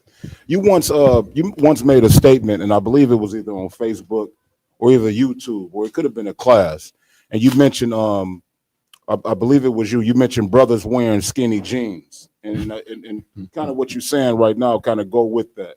If you can expound on what you meant when you said you remember the statement you made. Brothers, I done made so many statements. Okay, Salaki. You were saying big shout out to General Shawamar, all his quotes on Facebook, man. He rock all over that. They're supposed to be the bomb. I'm telling you, they're supposed to be the bomb. Yeah, I'm joking, of course. You know what I'm saying? Look, I'm gonna tell you something. It's a good thing to have a competitive spirit, right? Yeah, right. And all the brothers compete to a certain extent. God, but boy, I be battling with your ass on the goddamn quotes, man. I be like, hold on, my car got like 4 different accounts. I'm trying to I'm like, damn, I just give up someday.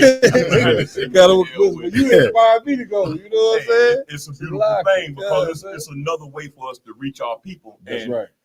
I know that those are not scriptures just being put out there, but kind of just expounding on what Captain Cesariak was just saying. You know, we got to reach the people where they at. They don't be up here with us. That's why the scriptures also say use words that's easy to be understood. Damn right. They understand all them little worldly quotes and stuff like that. And then once you can get them to start to interact with you, that's it. Then you can say, well, this is what I was trying to say. Or this is what I meant.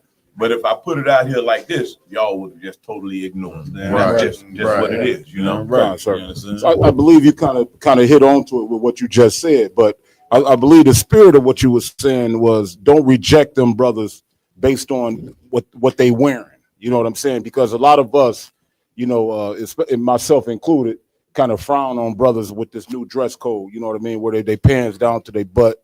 You know what I'm saying? You got anything you want to say on that, on top of that, sir? Definitely. I'm gonna tell you just like this. Christ would have went to the brothers with the skinny jeans on. He would have went to the whores. He would have went to the drug addicts. Those was his people that he hung out with. Right. Like he said, if you already healed, you don't have no need for a physician. Right. That's right. You know, the people that's sick, those are the ones that need a physician. So a lot of times those are the types of people, like I said, with those quotes that I bring out, I'm trying to reach the people that don't have the truth. Right. I'm trying to reach the brothers and sisters that need the help, that need assistance. Right. Those are the people that once, and all of us are going to see this in a minute too, brother.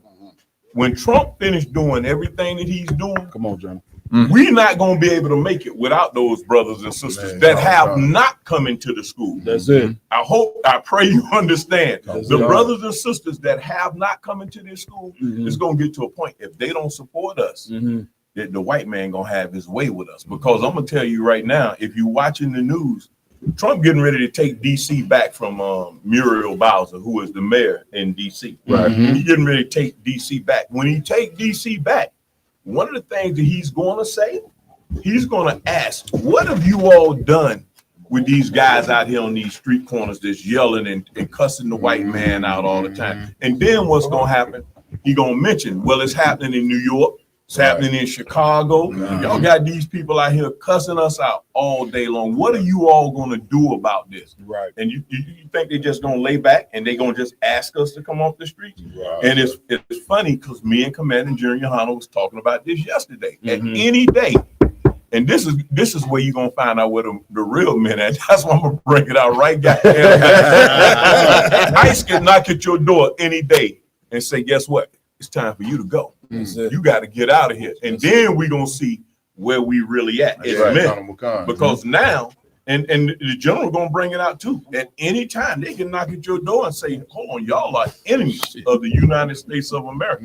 We done looked at all the tapes, all the videos. We've been watching y'all for years, but now we got a president where we can do something to you all. Y'all got to get out of here. We sending y'all to Guantanamo Bay. We gonna send you to alligator something like that. What you gonna do then? That's it. But I'm gonna tell you who can stop them from doing that to us. Come on, John. It's the people. That's right. In masses, you see what they tried to do to Hispanics in California. The brothers came out and they supported them Hispanic brothers. And man, they went to war with the goddamn white man. And then so much so they had to call the military out. And then they had to back up. And that's what would happen if we have the support of the people. But the first thing we're gonna have to do is topple those purple cats. They gotta and they easy to topple. If we're looking at it from a strategic standpoint, all we gotta do is bring out what them Negroes not doing, because guess what? Y'all doing everything. Y'all brothers doing everything and y'all doing it the right way. But the difference is we're not pointing out what they not doing. That's it. That's it. We need to point out what they not doing. They ain't feeding no goddamn body.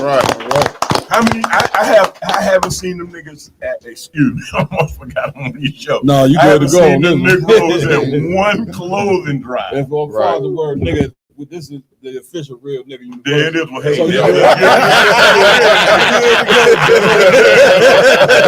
look, I got all the way loose. I am saying that he'll hang the people in the world. Is this Negro in the world? Got all the way loose. Yeah, right. But nah, just all you have to do is just keep doing what y'all doing. Like this here was magnificent. How you brothers up here in Chicago came up with the round table of truth. Yeah, and man, this is gonna be huge, bigger than y'all even can imagine. Right. I appreciate that, John. Nah, because what's gonna happen is other people are gonna take note of this show, just like Captain Tazariak's show, man. Like I say, my mom, she 83 years old, she watching his show. So that's going to show that what's gonna happen. They're gonna start to find out. And my mother hated the truth at first. She did not like the truth. They thought I was in a cult. Everything she hated. They raised me in the Baptist church. But now when she called me just last week and say she's watching his videos, I'm like, well, damn. The truth is getting out there, and it's getting further than what we can see. But slowly but surely, y'all are putting a stake in the coffin of all these vampires. And that's all the preachers, the pastors, all these fake Israelite groups. Y'all are putting a nail in their coffins, Jack. And y'all are burying them, because right now, she ain't listening to the church no more. Because you know, she realized that the stuff that I was trying to tell her, although she didn't see me saying it on the video, she heard the brother, Captain Tazariak, bringing out the same exact thing. So now, then she gonna keep looking at the video. She gonna see you. She gonna see Captain Ariya, Captain DeBarmont. She gonna see these other brothers teaching. And then she gonna say, well, damn, he wasn't the only person saying that. This is worldwide. That's gonna tilt the scales in our favor. And then we going from there. Damn right. Listen, I like to say, a big testament to all these brothers that rock it out with me every week on this podcast. But me and Yak was talking like a week or two ago how we used to be up there with Commander Junior Hanna when they was doing their podcast up in Philly. Up in Philly, I'm saying? Captain Tazariak was a Ramawan. You know what I'm saying? Right. Give me right on that. No, you're right. He was working to work the boys. You know what I'm saying? There. And Junior Hanna, Jenna Muhammad, and Jenna Mayat, they used to sit up there and drop so much knowledge. This was Monday night, you know what I'm saying? After Jenna Muhammad when it was called the grill. It was called the grill. You know what I'm saying? There used just to be a few of us that stayed every week. I ain't miss it. You know what I'm saying? I used to go get the cookies. And the pops. Get me right on this, Aria. You know what I'm saying? We used to take the chips and put them in the little coffee paper thing. You know what I'm saying? But it was the best job in the world because, you know what I'm saying? It take faith, you know what I'm saying, to believe in men. You know what I'm saying? And how could you not believe in what Commander Jenny and Hannah drop it? You know, no matter how many brothers in the school, man, like you just said, the truth is the truth. You can't get around it. That's right. You cannot get around it. So I want to say big up to Commander Jenny and Hannah, you know what I mean, for starting what he started. This is the round table of truth is just a, you know, an added step to what we already started. You know what I mean? It's funny that you say that because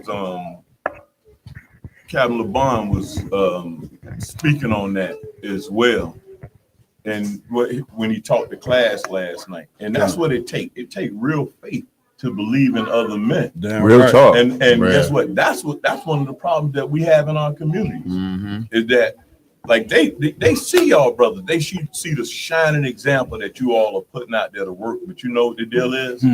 It's hard for them to believe in y'all because you can't provide anything for them other than the word. And the word is not tangible. They can't eat it, which they should be eating it and digesting it, but they can't eat it. And that is what the problem is. And if we don't fix Black people, and again, Commander Junior Hunter gonna get with all y'all captains on this, man, because it's important that we start to make sure that the people realize that guess what? Whenever you having hard times, whenever you up against it, the ISUPK is there for you. That's right. And once they really start to know that we there for them, I'm talking about this gonna take going up into the neighborhood, dealing with the people. When they really know that we there because we done took the street corner from everybody. That's it. But when they know that we are there for them, it's gonna change the whole. All the events are gonna change. Right. I'm hungry right now. So. Yeah. Tell them to put one on the side. Set on the side, brother.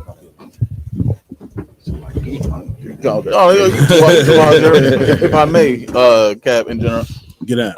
Like what you were saying about like your mom watching Captain Tazaria's videos and stuff like that, and how she said, "Oh, is this you online?"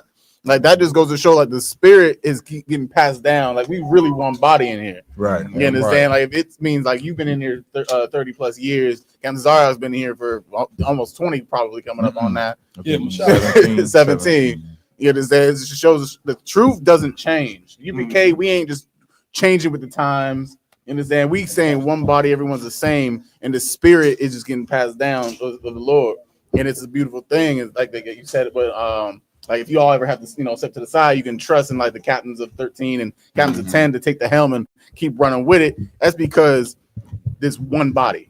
We don't have schisms and odds and stuff like that, like other organizations do, where they fall, or whatever the case, and can't get back up. We know how to solve them problems through councils, and it's through wise teachings and through the spirit of the Lord. So it just keeps going forth, and it's a great thing. And I'm glad I met the bar of mine like I did 12 years ago. Right. It's a beautiful thing. And guess what? Brothers, what we got to understand is this. Like, I'm from Florida. I know y'all can probably hear the Southern drawl saying that Negro country as he want to be. And I am. Guess what? And then I hear the difference in how Captain Tazaria speaks. And it's even different from how you brothers in Chicago speak. Right. We gonna have to learn how to overcome our differences in our community. Damn right. When we learn how to overcome our differences and learn how to accept a brother or a sister for who they are, that's when we truly gonna level up. Because if like we gonna have be at odds with each other, but just like Lamont just said, we know how to go to council. We know how to overcome it, and that's what makes the school strong. But at the same time, we all of us have to learn to accept each other for who we are, and to me, that's a beautiful thing. Like I like the differences in brothers that are from different places, because what I've learned over the years is if I come to Chicago, I'm learning something different from the brothers in Chicago. That's it. If I go to New York, I'm learning something different from the brothers in New York. If I go to Cali, out there with Captain Gadalhar, and we went to Vegas and we had a hell of a speaking out there. I learned something different about those brothers and how to get down with those brothers. And of course, I noticed some things that they may do different.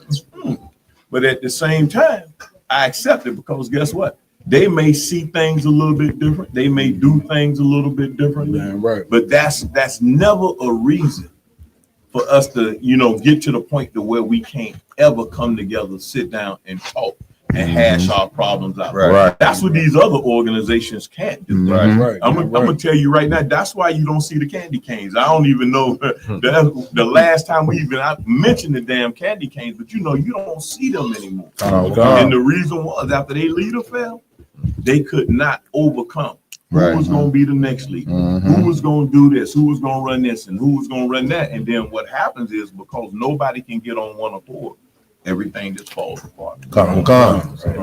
Y'all done? Yeah, if I could, General, if you don't mind, sir, you mind giving us a little background story? We heard a little about your mother and where you come from. Could we get like some of your family dynamic and like where it all began, sir? If you don't mind. I'm from Tampa Bay originally, and my family, I have the photos. I think I put them out there before, but I come from a family of slaves, and I have the photos. My great grandmother, I have a photo of her on a plantation in Florida, and then I have a photo of my grandmother with her on the plantation in Florida. So that's where we come from, and so everything has been hard. I don't know if you like. A lot of us are historians, but I like to study the scriptures. But I also like to know what's happening in the world. That's it. And what's going on? Baltimore is the hardest place in the whole United States of America to come out of poverty. And if you're born in poverty, there's a 99.9% chance in Baltimore that you're going to die in poverty. The second hardest place to come out of poverty is in Tampa. And that's where I'm from. I'm from Tampa Bay. That's the second hardest place in the whole country to come out of poverty if you're born in poverty. So I come from a place where I never had anything. Was broke. I'm talking about me and Command. Damn, we just talked about so many things. I was on the road yesterday. And so when you ask that, I come from a place of food stamps, welfare cheese, and struggling for every dime. And so sometimes when you come from that, and I'm just speaking to myself right now, that's why brothers will see me going after trying to get as much as I can. And it's not because money is the main thing in my life, but you know what? You get to a point when, like, I'm gonna tell you, on the like the 18th or the 20th of every month, coming up from the time that I was about 7 years old, and I can recollect from about the 20th of every month, the 18th to the 20th, we didn't have food in the house. I'm talking about literally. There was when I went outside to play and we came in, every child will run into the house and you open that refrigerator. There was only water. So you just fill up on water and you run back outside and play. Now, the food that we did have was the food that my mother would have to put together and cook for us. And the reason why I'm bringing that out is, again, like you're going to find brothers and you're going to have to understand we coming from different places. But when you see a brother that's different from you, always try to ask yourself and relate to why that brother is like that. Because look, you know what my biggest fear is not having. It's coming into a home and not being able to eat. And then now as an adult, coming into a home and not being able to provide for my family, for my rib, and for my daughter. I don't ever want her or my rib to experience that. And now, once I came into the truth, my biggest thing is, and it's a hurtful thing, is that I don't want to see none of Israel have to go through that. You know, that's and so I come from a place where I just didn't have anything. And the truth is everything to me. This right here is everything to me. At times it may not seem like that because I'm so afraid of not having. So when I don't have, I have to sometimes just separate, detach, and be sure that I don't fall all the way back down. And so much so to where, and just to give you a little bit more history, I was in the I went into the military at 17. I heard Captain LeBon say last night in his class that his mother would frightened him all the time because she would always threaten him to put him out the house. And he was saying I was going to die if she put him out the house. I come from a place of poverty so bad. When my mother threatened to do that, I came home one day and it was nothing. My clothes was all that was in the house on the floor. Damn. And so that's where I come from. And then after being able to come up here and get into this truth, man, this truth just means so much to me, because now I feel like without the truth, how he said he felt like he would die. Right. If his mother put him out the house, I would die literally without this truth.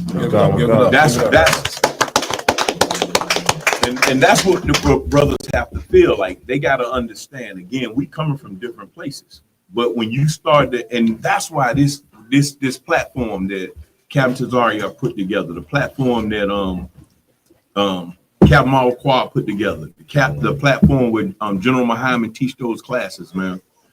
Y'all don't ever stop doing these things, because it's people out here. If you stop doing this round table of truth, you literally gonna be kicking them back into the world. Right. They in the That's world right. right now, Right. but you are their only hope.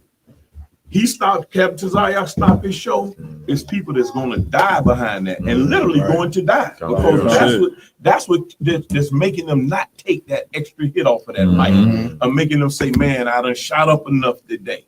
These classes and these shows that y'all putting on, y'all are actually breathing life back into people. And y'all got to realize that when I got this truth, that the truth actually gave me life all over again, because I was running. I told Commander Jerry Hunter this. I was in the military. I went in at 17. My mother kicked me out the house, and I didn't have a driver's license. I was supposed to be an MP when I went in, so I was supposed to come back. And when I went back to Tampa, they put me in the 810th Military Police Unit. I was in an MP unit, but I was supposed to, get my driver's license and go right back. Of course, I get back, being poor, broke. I get caught with a quarter key of coke down there. And when I get caught with the dope, to tell you how evil the Esau is, and I don't even know if I should say this, and I hope he ain't knocking at my door, but I'm gonna still bring it out anyway. I never went to jail for it. They never kicked me out the military. I was just told not to return to my unit. And for 6 years, I never got the check. Somebody else was getting the check, and they was cashing the check for 6 years. Damn. And I can pull my driver's license out right now. I'm an honorably discharged vet. Right. So what happened was they made the charges go away. You don't say nothing. We ain't gonna say nothing. Right. We looking at you like you a problem, and we'll just cash your check. You don't say nothing. We'll just keep the money. Damn. Everything will be smooth. Wow. Good. Nice. So yeah, and I can prove you my driver's license prove it, and I can prove that for after the second year, I never reported for anything. I never had to do anything. So that's where I'm coming from. And the thing is, you got a lot of brothers that's coming from there. And again, we just got to connect. Find a way to connect with your brothers and sisters. Find a way or find something in common, even if it's something minute. Just make some sort of a connection, man, because you never know that making that connection may save that person's life. People come in here that are broke. You know why we in here? Every person in here done been broke. Society broke you. Right. If you came in here and society hadn't broke you, you better thank the Lord that society didn't have a chance to just tear you and rip you into shreds before you came in. Because that was my situation. Right. And so just to round it out, I ended up after that, I got into some more trouble because I couldn't go do my MOS, couldn't report my duty station. So I got in some more trouble and I got on probation. Because I used to, I was in the world, I used to like to rob anyway. And then I got jammed up. And so what happened, I had to leave Tampa Bay. And the brothers that's in the school down there, they'll tell you. They'll tell you how terrible I got with it. So I had to leave. And when I left Tampa, because you have people looking for you, robbing, you jacking people. And so when I left, I got in a real bad car accident. I had been up in DC for about maybe 2 years. I got in a bad car accident. And after the car accident, I was actually working at the time, collecting donations for kids down with AIDS in the Black community. I always had a concern for our people. And when I went back to work, this brother asked me what was my nationality. And I told him Muslim, Baptist, Episcopalian, Methodist. I told him everything I could tell him because he said, if you could tell me, because I'm getting dollar donations, I'm going to make a $5 donation to you. And back then, that was a good donation. You get a lot of money. So the brother, I couldn't answer his question. The brother said, well, you know what? I'm going to make the donation to you anyways. He gave me the $5. He said, but you got to promise you're going to meet me back here tomorrow. And I'm gonna take you to lunch. Now, of course, I'm looking at this nigga like, what? Now you want to take me to lunch? I'm like, down like that. But he was like, nah. And I met the brother, and the brother took me to lunch, and he said, "Have you ever read the Bible?" And I said, "Yeah, I was raised in the church. You know the Bible?" And the brother asked me, "What was the color of Christ?" And I told him he was an Edomite. I told him he was white. And so we was in the food court. And the brother asked me to read Revelations 1:1. And he started teaching me right there. He said, he broke down what the word revelation meant, was to reveal or make known. And then when he went down to 14, and it started to describe Christ. And he said, do those people in here that's eating, do any of them match up with this description? And I said, nah. He said, well, can you tell me who does this look like? What description, who does this match? And I said, Black people. He said, well, damn, can't you think for yourself? So the brother just brought it out that Christ was Black. Then he went to Job 30 and 30, Songs of Solomon 1 and 5. So he started breaking it down, and he invited me to school to come to a class. And this brother, he was a great captain in the truth, but he went with the candy canes and whatnot. But of course, the Lord took who he wanted from that family, because Captain Akkad, his rib was his father's house that I first went to the first class in. But Captain Akkad's rib is solid in here. Captain Akkad's rib, his mother is solid in here. That's right. Big shout out to Captain Akkad. Damn right. The first class that I actually attended was in his mother's, Captain Akkad's rib's mother's basement in Laurel, Maryland. And from that time on, I went to that class. I didn't believe the truth still. 5 years I was trying to catch the Negroes in a lie. I was just trying to went to class trying to catch them up. I'm going to get them today. I wasn't bringing it out. They didn't know. Right. So this was me just saying, okay, I'm going to take what they writing down. I'm going to go home and study. And I'm going to come back and I'm going to bust them out. And it just never happened. And what happened was, the brothers were so strong and powerful as I started to watch these brothers. And so we opened a school at 234 Park Avenue in Baltimore, Maryland. And when we opened that school, they doing the speaking and everything. And I got up on the podium. They showed me how to read. And they said, Shawamar, next week you're going to speak. Them Negroes didn't see me for 2 months. I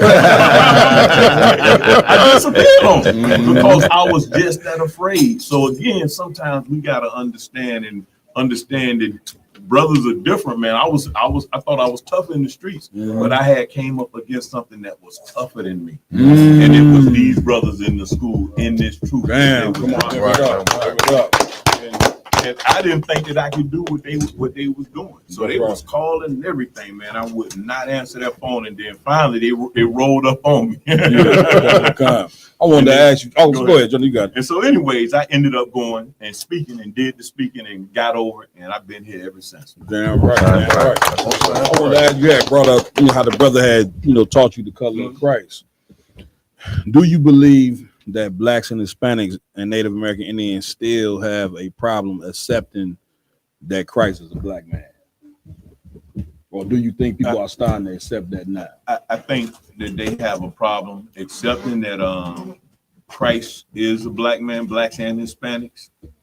And the reason why I think that they still have a problem accepting is because of the image that the world puts out, and because of the pastors, the people that should be telling them the truth is not telling them the truth. Right. And so it's and sometimes once you done just live long enough, you'll realize sometimes it's just easy to believe a lie and go with the flow. Yeah. That's it. And that's what it is. So right now it's just easier for them to believe. You know, I'm gonna just go with the flow, and they don't believe it because they don't have enough brothers like yourself, brothers that's in this room to go out and actually, you know, make sure that they know that Yahushua is a black man, and that's why we gotta go down different avenues. General Muhammad has been a huge advocate of us, doing different things, and you know, just trying new stuff, because we're gonna have to break that barrier sooner or later. We're breaking it. That's it. But again, we gotta push through. We're right there, but we gotta push all the way through. Right. That's it. You know what I'm saying? Because even though we going to the color of Christ,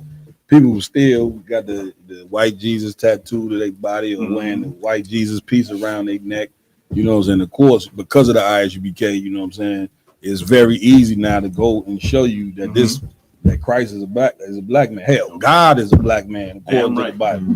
The Jews is black. Like, color is throughout the Bible. That's right. But the brainwashing that they didn't put on us for the past 400, 500 years is so strong that even when we show them that this man is black, they still won't accept it. You know what I'm saying? And it's just like this damn near like Christianity is 10 times stronger than crack and heroin could ever be. Damn right. and you know what? People believe in what can help them. Right. I'm just tell you. y'all ain't even pick up on that jewel there. He just dropped the gem on that jewel. That went right over your head. Scriptures say wisdom is too high for a fool. No, I'm only joking. But no, that's the truth though. People believe in what can help them. That's it. Like, you don't go out here and try to deal and find stuff that's not going to benefit you. So if the white man is who's paying them, the white man is who's taking care of them, it's easier for them to believe in him, because guess what? He's showing me that he's saying something, but he backing it up with tangible proof. And then he looked at us and say, look, man, my kid's hungry. Right.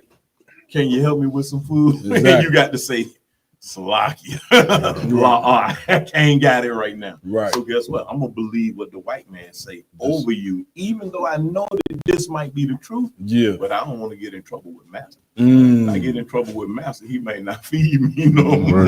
And then I don't have nowhere to turn. But guess what? The Lord gonna make it to where we gonna become the only place for them to turn.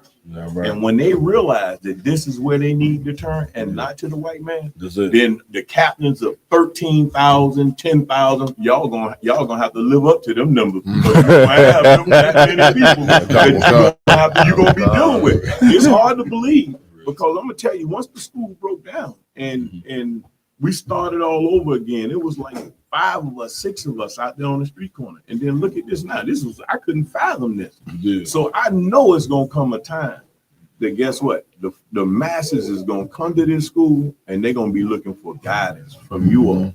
Because the TD Jakes, Creflo Dollar, Jamal Jennings or Bryant, whatever these pastors is, they're about 10 seconds away from getting killed. I'm talking about by their congregation. They'll start to tell them that they got to put their kids in the food to eat. Yeah, they gonna ask them, why did y'all not warn us? Why y'all didn't tell us? And then on top of that, they gonna say, hold on. Where's all that money I gave you? Where's all that money? Real talk. Tell you something about that's heavy, man. That's heavy. Man, get a general on hand, man. That's heavy. You know what I'm saying? Because it's like, damn near, you know what I'm saying? We giving you all this cash, you know what I'm saying? But when because Esau's empire is falling economically, you know what I'm saying? They socially, you know what I'm saying? And when this place fall, like you saying, General, our people gonna be looking for somewhere to get fed.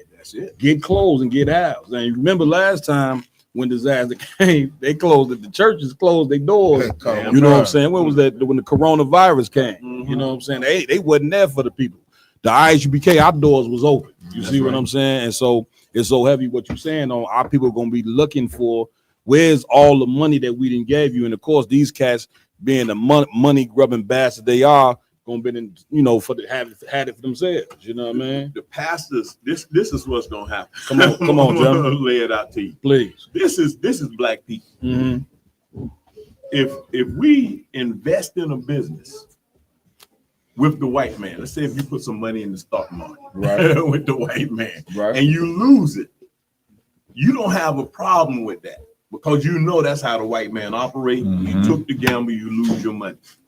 Whenever you do business with a Negro and he lose your money, it ain't over. It don't stop there. It's like you owe me my money back.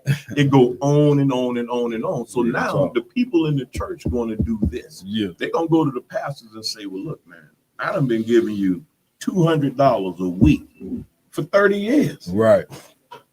What did you do with that money? Exactly. It didn't take all of that money. And then they're going to say, well, the whole congregation, you got a congregation of 2,000 people that's going to give you $300 a week for 30 years. And then they're going to do the math because we ain't dumb people. Right. They tell you that you're dumb, but we ain't dumb people by a long shot. So they're going to do the math and say, hold on, ain't no way you could have spent all that money. You mean to tell me you can't help me feed my kids? Exactly. And the congregations gonna go and start to talk amongst each other. Yeah. And they're gonna say, look, we need to approach them. That's right. Damn right.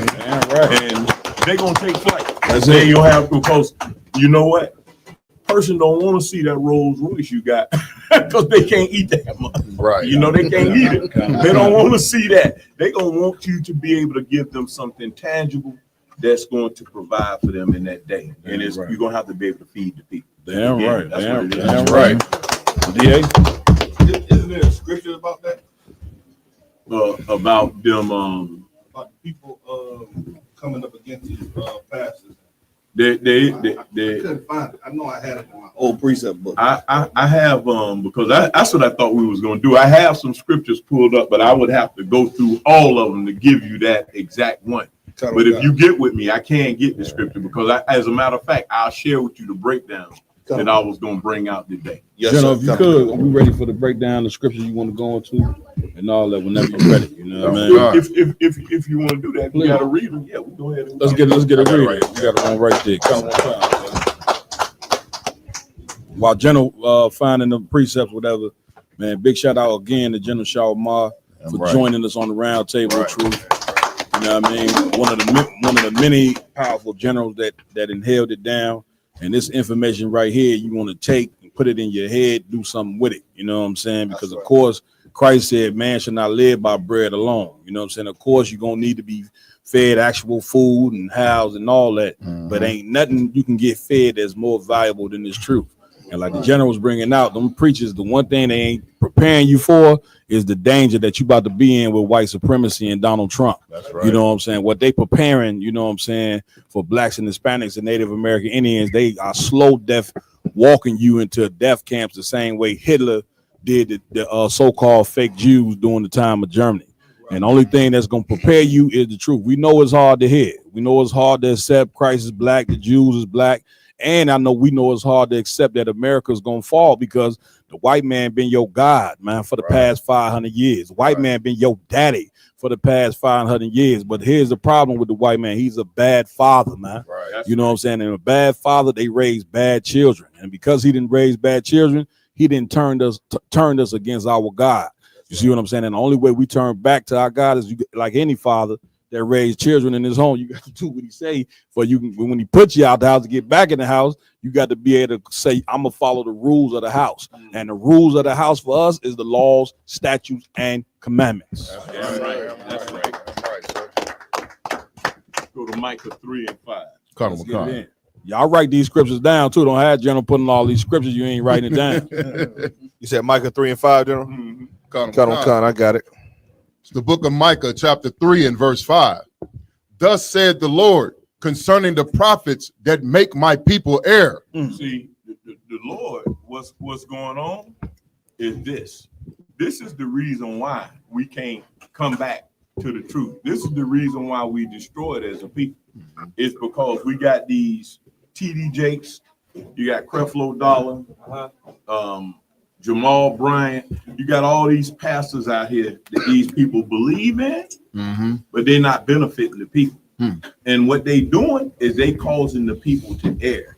Because any church you go to, what they doing? They celebrating Christmas, Thanksgiving, Halloween. They into everything that America tell you to be into. So now the people can't do what's right. They confused right now because they're hearing you all tell them, look, Christ is black. These are the laws, statutes, and commandments that we supposed to be keeping. We supposed to not eat shrimp, crab, pork, lobster. But at the same time, they hear Jamal Bryant. He dropping a sermon. He got the scriptures all twisted. He telling the people that they can eat any damn thing. Yeah. See, so now the people don't know what to do. So they causing the people to err. And so why do they listen to Jamal Bryant? Why do they listen to Creflo Dollar? Why do they listen to TD Jakes over you, brothers? Again, you know what? Because they have the substance. They have what it takes to make people listen. And people don't really care about what you're saying more so than what they can see that you have. Right. So if he got that Rolls Royce, he got that Benz, he got all this materialistic stuff, he got the big, beautiful church. Our schools don't compare to what they have. So the people say, you know what?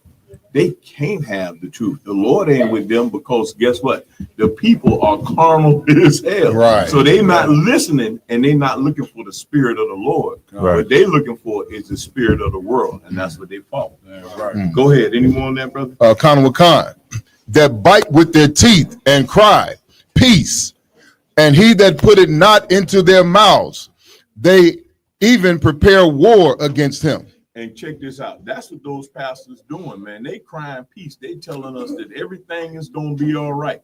There ain't going to be no problems. That's what they telling us, that everything is going to be fine. But what is actually happening? Read the last part of that right now. Conor Khan, that and he that put it not into their mouths, they even prepare war against him. And see, the Lord didn't tell them that they supposed to be out here crying peace, peace, peace. And guess what? These pastors, they telling you that they down with the Lord and whatnot. But guess what? They really down with the white man. Right. Because they down with who's not charging them for those taxes and whatnot. So being that they down with the white man, just like the white man is against the Most High in Christ, guess what? These pastors, for real, they're not down with the Most High in Christ. They down with their bank account. That's what they down. They down with their bank account. Go ahead. Next verse, sir. Verse 6, therefore night shall be unto you, that ye shall not have a vision, and it shall be dark unto you. That was all on that. Go to 3 and 11. So like, go down to the 11. Come, book of Micah, chapter 3, verse 11. The heads thereof judge for reward. And that's what the pastors do. And guess what? Not just the pastors, the people in the world, man, they judging for reward. They not doing this for the people. They doing this for what they can get. And that's how they pass judgment on the people. That's why when you go to church, how many times have you went to the church and then guess what? They looking at the people and they judging the people. They not judging the people according to who the people are, but they judging them for what? What they have. For what they have. That's what they doing. That's how they passing the judgment. That's who they love in the church. The church could never love you, brothers. Right. They could never love the sisters in here. Guess why? Because you can't give them what the people in the church is giving them. And that's how they pass in judgment. They judging for reward. That's what they do. And the priests thereof teach for hire. What's that? They teach for what? For hire. The priests thereof teaching for hire. For what? For money. That's why they teaching. Their whole bottom line is how much money they can actually get out of this. How much money that they can pull out of the people. That's what they want. So they don't really give a damn about the truth, to be honest with you. And the bottom line is they don't give a damn about the people. These pastors, TD Jakes, Creflo Dollar, you name them. They don't really care about the people. At the end of the day, just like General Muhammad said, life is about war. That's and right. If life is about war, then life is also about what? Why do you go to war? You go to war to survive. Life is about survival. They doing this just like any other man. You get up and you go to work. You don't go to work because you just want to go to work. Right. You get up and you go to work because you got bills to pay. You trying to survive. So guess what? These pastors, not like any man in here that's teaching and doing the work of the Lord, it should not be for what you can get from the truth. It should be that you teaching because you on a mission to serve the Lord. You want to raise the nation back up. You shouldn't be in here trying to say, well, what can I get out the truth? Right. If anything, you should be asking, what can you give or what can you bring to the truth? Right. And it's exactly the opposite in the church. And the prophets thereof divine for money. And there it is. And the prophets thereof divine for money. So the scriptures, a lot of these scriptures, they self-explanatory. Right. A lot of these scriptures, they self-explanatory. But the thing is, the scriptures, when you go to church, they're not even bringing the scriptures out. Right. When's the last time you went to church and they brought out more than one scripture? They bring out one scripture, The whole service. and that's the whole service. And then Right. the music started to hype up, and then next thing you know, they ease you on over to the choir. Then after they give you 2 or 3 songs, then they ease you on back over to the pastor. But he's talking about that same scripture. And the deal is, he not doing what we do. And what it is we do and what we was taught to do is bring out the scriptures, but use the words in the scriptures to break the scriptures down. A lot of people think it's hard. It ain't no secret to breaking the scriptures down for real. Anybody can break the scriptures down. Hell, if you don't understand the scripture, all you got to do is have a dictionary and a Bible dictionary and go into it. And that's it. And you should have enough common sense. And nowadays in the dictionary, what does it tell you in the dictionary? It's gonna tell you which one of those words is should be attached to the Bible, of those definitions. So it's not hard to break it down, but the pastors in there not doing what they should be doing. Go to Isaiah 56 and 10. Isaiah 56 and 10, and this is what we should be. Every brother in here should be this right here. But this is these watchmen. Go ahead. I'm gonna let the scriptures bring it out. The book of Isaiah, chapter 56 and verse 10. His watchmen are blind. They are all ignorant. They are all dumb dogs. Hold on now. The Lord is saying his watchmen are blind. That's what the problem is. The people that's supposed to be watchmen, what watchmen is the Lord talking about? He's talking about the people that should be looking over the nation of Israel. Right. The people that should be actually taking care of this nation. We done been blinded. His watchmen are blind, man. We blind right now. They not actually looking out for the people. They looking out for themselves. That's how you become blind. Go ahead, read on. They cannot bark, sleeping, lying down, loving to slumber. He said that they cannot what? They cannot bark, sleeping. Some of these scriptures, man, make you have to laugh at them. Now look, how many of you brothers have a dog? Now, okay, there's quite a few of you brothers have a dog. If somebody knocked at your door and that dog don't bark, what are you gonna do with that dog? You're gonna get rid of it. Why are you feeding him? Why do you even have the damn dog? And that's what's been happening to these pastors. Like they supposed to be watching over the nation of Israel. They supposed to be raising us up, man, helping us out. But what they've done, they've become blind because, and what are they blinded by? Let me ask if somebody know what they blinded by. Anybody? So like I said, they're blinded by the money and the fame that they get. There you go. They done become blinded by the money and the fame. So now when the white man do something to us, when he actually kills somebody, harm one of our people, guess what? They turn a blind eye to it. And it's because of the money. If they was to actually go ahead and bring out what they should bring out, like right now, why don't you hear any of these pastors, as many black pastors as it is, why are none of them coming up against Trump? Right. Why? I'm talking about publicly. Right. Now, that's letting you know that guess what?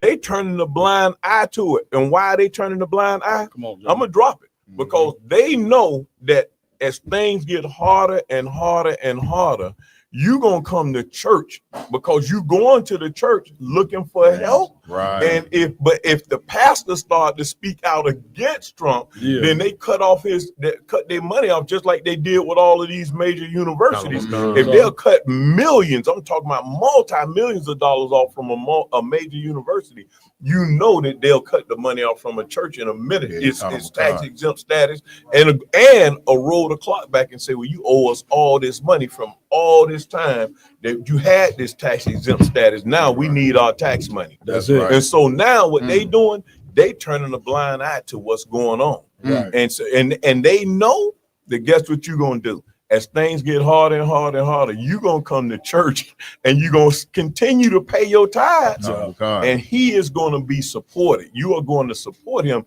and they just like pimps. They gonna play the game all the way out until the people ready to kill them. Good night. And that's what's gonna happen. Go to Ezekiel 13 and 10, brother. Sir. And let's see exactly what they done did to the people, man. Right. Let's see exactly what they done did. See, without the people knowing this, we can't really get the nation back. Right. Because the people, they in the churches, man. And in order for the people to come out the churches, we got to destroy the Christian religion. Go ahead. It's the book of Ezekiel, chapter 13 and verse 10. Because they have seduced my people. They have what? Seduced my people. And I ask you, how did they seduce the people? I'm asking anybody, how did they seduce the people?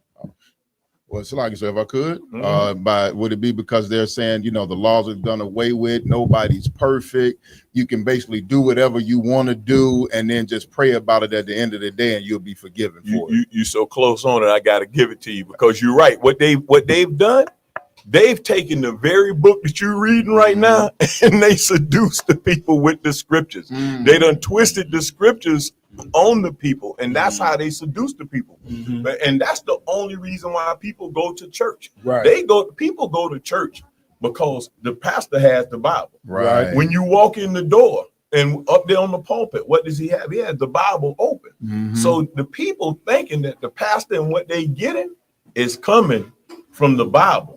But you get there and you start to get the song and dance, and then you forget that guess what? I'm not even getting the scripture. I only have one scripture that I got today. Other than that, I got a song and dance. So what? They seducing the people, and the people keep coming back for what? What do the people go to church for every week, but they never get?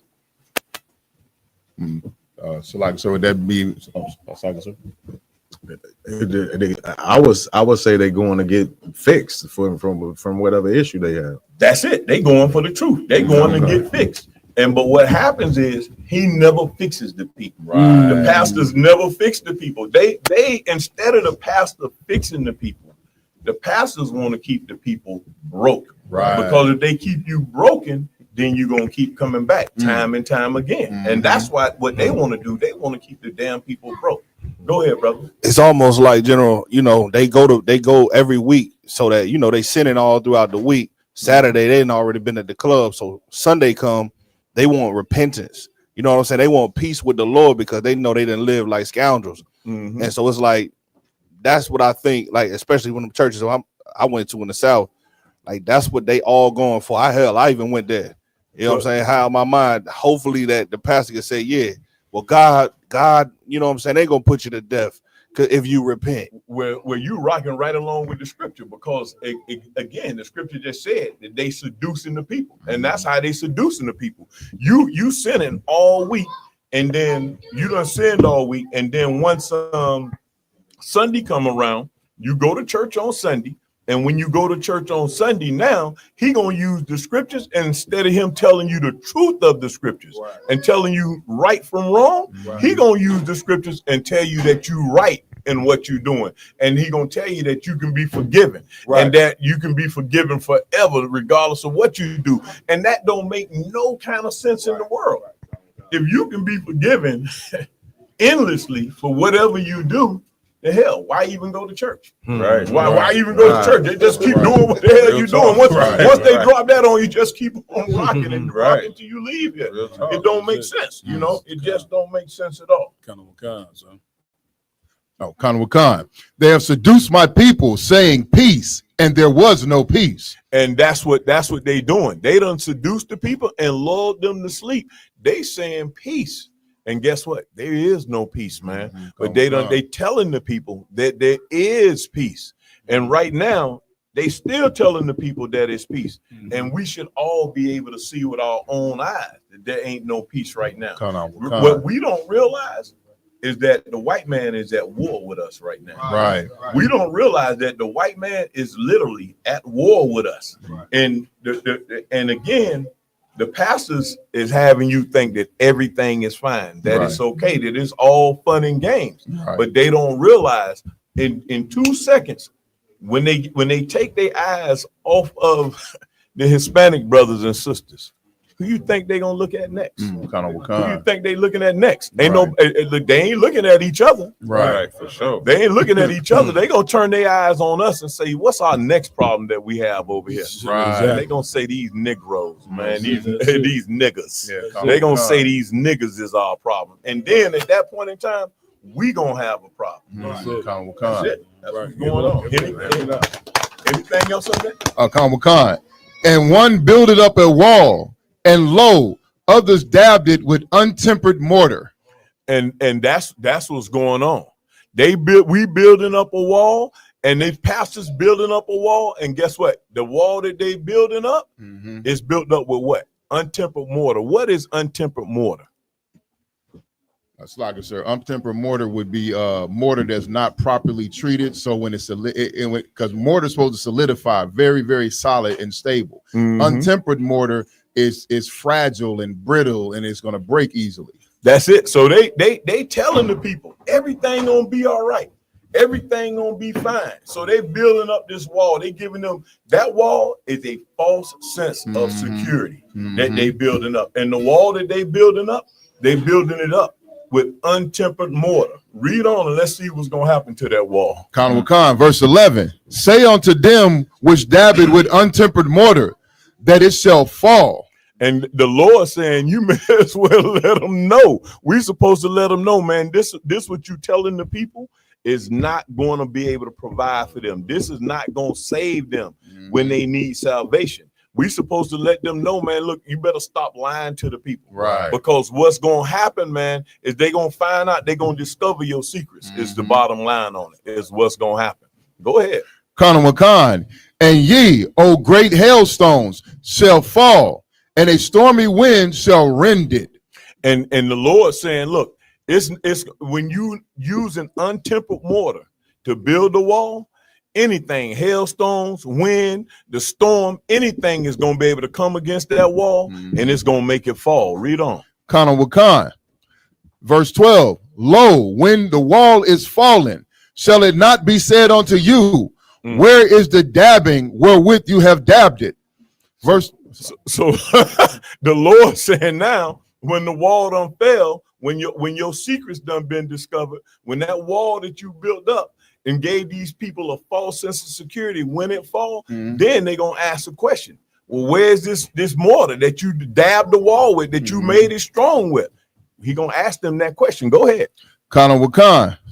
Verse 13. Therefore, thus said the Lord God, I will even rend it with a stormy wind in my fury.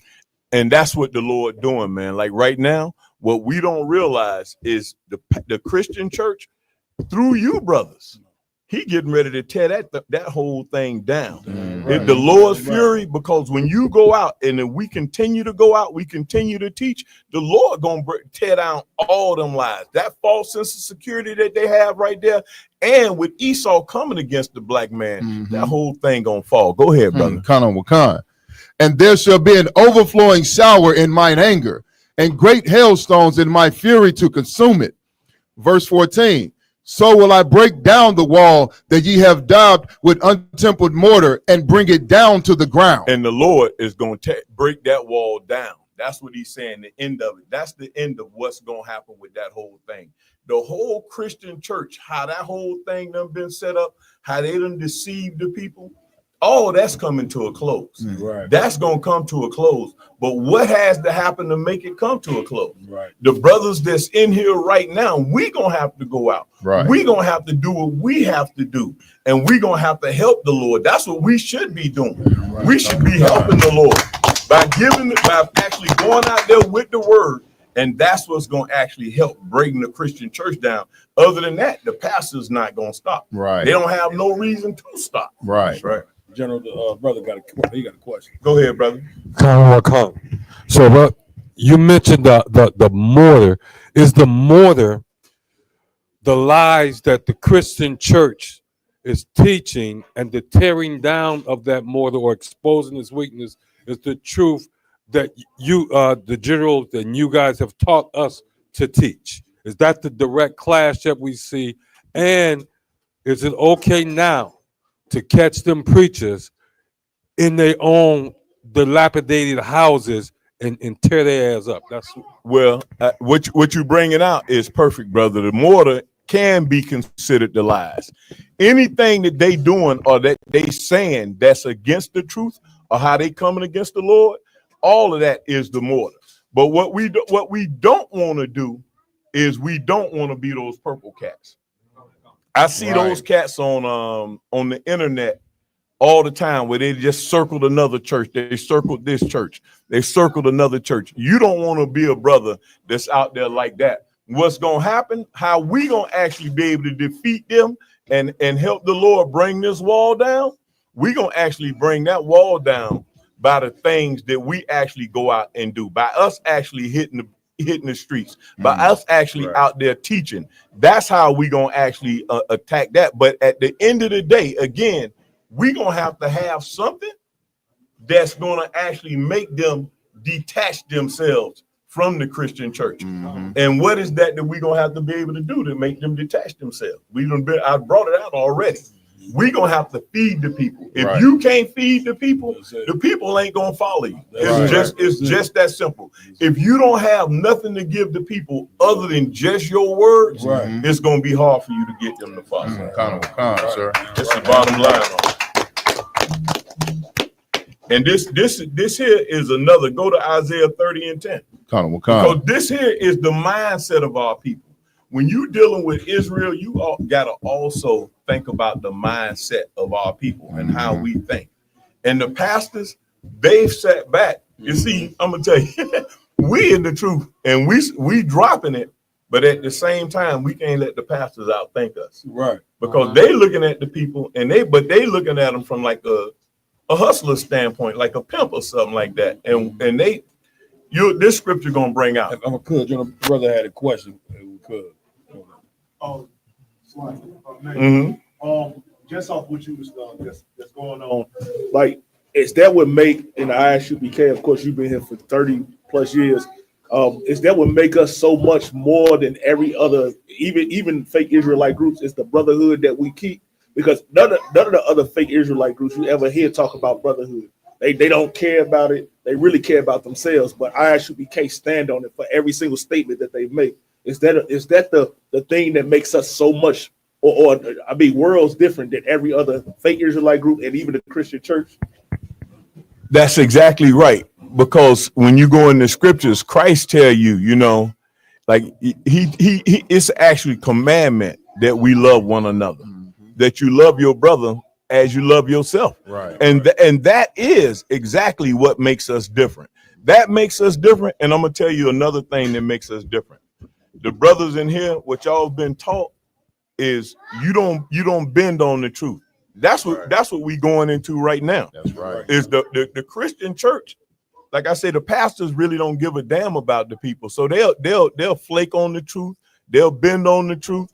That's another thing that make us different, is that we stand for the truth wholeheartedly. But the brotherhood is the very foundation. Right. Without the brotherhood, we don't have anything. Without the brotherhood, I'm gonna just tell you, the Christian church and any other organization can take us over at any time. Because without the brotherhood, you don't have anything. Right. That's it. This is the book of Isaiah, chapter 30 and verse 10, which say to the seers, See not. Hold on. And this is our people now. God. You going out, you giving them the truth. And I'm gonna tell you, don't think that a lot of people don't know that this is the truth. They know that this is the truth. Damn right. They know that this is the truth. But what do the people say? See not. They say to the seers, and who are the seers in this scripture? Anybody? Who are the seers? They say to the prophets, that's it. They saying to you all, they say to the seers, what? See not. They tell you to see not. They don't want you to see. Let's find out what they don't want you to see. And to the prophets, prophesy not unto us right things. And guess what? That's what they don't want you to do. They don't want you to prophesy unto them right things. So now, just like the bar Moth was bringing out, the Cap was bringing out, if you in the world, it makes it a whole lot easier just to go to the damn church every Sunday. Because guess what? They're not going to tell you that what you're doing is wrong. Right. As long as you got that pastor's tithe money, you good to go. Look, now, when you start coming short with his money, I'm telling you, this is real. If you start coming short with his money, he gonna start acting funny and saying, well, yeah, brother, I heard you've been sinning a little bit. That's exactly what he gonna say. Yeah, because you coming short with his money. And in the previous scriptures that we was in, as long as you got his money, he ain't gonna even see it. It don't even matter to him. It don't even matter as long as you got their money, man. That's what we gotta understand, man. These pastors is hustlers, man. Read on. Khan. Speak unto us smooth things. And guess what? This is our people right here. That's what we want them to do. Speak unto us smooth things. See, because the truth is rough, man. The truth is rough. And see, people don't understand that. Look, I see some of the stuff Captain Marvel Quad put out there. I say, damn. the truth is rough. But guess what? That's how you got to be with our people. But you know what? Another one of the biggest problems is, we are people that don't want to be corrected, man. We don't want to be corrected. Somebody, and guess what? That's why you got brothers right now. I'm talking about a lot of these brothers, man. All the brothers that's not here. I had a genuine love for those brothers. They don't ever came to one of our events, done just been around the brothers and the sisters, man. I'm sure all of us ain't gonna be bosom buddies, but you just like to see them on a continual basis and know that guess what? We fighting for a common cause. We have a common enemy that we trying to overcome. And so it's hurtful when those brothers are no longer with us. But you know what it is? The brothers just don't want to be corrected. They want, when they do wrong, they want you to do what? Speak unto us smooth things. They want you to speak unto them smooth things. Oh, brother, it's gonna be all right. You can go and sleep with as many hoes as you want to sleep with. It's gonna be okay. It's gonna, and that's what the pastor do. You can go and sleep with all the hoes you want to go and sleep with. You can do whatever you want to do in the Christian church. But guess what? That's where we step in. We gonna have to tell them, nah, you can't get down like that. It can't happen like that. And so now when you speak to them rough things, that's what make them say, you know what, man, them cats in the ISUPK, I don't know, man. I think I'm gonna go over here with these purple cats. They got Africans over here. They eat seafood. They can have ham sandwiches. I'm gonna just go on over there, man. And that's why this room ain't packed like that. But guess what? The white man, if we stay on our mission right now, he gonna force them the way they gonna have to take the rough talk from us, because all we got to do is control the food. That's control the food, and I'm telling you, you're gonna control the people. That's it, sir. Read on. Khan, prophesy deceits. Verse 11. Get you out of the way. Turn aside out of the path, because the Holy One of Israel caused the Holy One of Israel to cease from before us. And that's what we don't want to do, man. We got to do what's right, because that's what happened before. And that right there is the reason why we over here catching all the hell that we catching right now, because we don't want to do right. And guess what? We so damn wicked for real. We'll go and tell the prophets. We'll tell the prophets and the pastors and say, man, don't prophesy unto us right things. Right. Just speak unto us smooth things. And we know what the end result of that is. Right. And what's so sickening is, if you have researched history at all, you'll know that we over here, because of our disobedience with the Lord, once we came up out of Egypt. Mm-hmm. If you go to the book of Deuteronomy, it's going to tell you that. Why are we over here? And then guess what? We over here and we in this captivity. And while we in the captivity, instead of us turning back to the Lord, we telling the pastors, man, don't say the right thing. Right. We just rather die, man. Right. That's because the Lord for sure gonna kill you. Yeah, It's the bottom line. That's what it is. And that's a people mentally ill. You don't get me right on that. The way Right. They don't want to hear the truth. They want you to lie to them. You know That's what I'm saying? It's almost like a child that if you raising a child, you turn the child into a damn narcissist by not teaching them and disciplining them the right way. So by the time they get old, when they get correction, they offended by the damn correction. Right. So we dealing really with a nation full of narcissists, damn near. You know what I mean? Go ahead, Jenna. Narcissists and immature men. You know, I'm gonna just tell you what, because what we gotta understand is this: the women really do what the men want them to do. Right. I'm gonna just drop it on come you on like with it, love. Jenna. Give Jenna a hand. Yeah. I'm gonna just tell you what the truth is. If like, and just like Captain LeBron was bringing out, if you want to blame anybody for the kids out here with the skinny jeans, if you have kids that are that age to where they can go out here and buy jeans and wear the skinny jeans and all of that, then guess what? Look at yourself in the mirror and blame your goddamn self, because those kids are coming out of our households. Right. The sisters out here shaking their asses on the videos and everything, right? And dress half naked on the internet. Those are our kids, right? Those are our kids. Who are you gonna blame? Who can we blame? We're not gonna blame anyone. Someone, the blame has to be placed somewhere. Right. So the only people that we can blame is ourselves, because those children are coming out of our households. But the reason why those kids are coming out of our households like that is because of the previous scripture that the brother just brought out, is that we don't want to be told the right thing. Right. Or whenever we are told the right thing, somebody tell you the right thing, man, I'm gonna tell you, black people are the hardest people to try to tell the right thing to, because they're gonna get mad with you. Like you can't correct the Negro without him hating you for it. Right. You can't make a mistake with a Negro. You make a mistake, and this is just on the brotherhood. This is on that brotherhood thing. Look, we gotta learn how to forgive one another, man. Right. That's real talk, because it starts with the men. Right. Again, it starts with the men. The women are destroyed because black men are destroyed. That's right. And black men are destroyed because we're offended by everything. And the truth in it is, why are we killing each other at an alarming rate? You know why? Because you can't even say the wrong thing to a brother.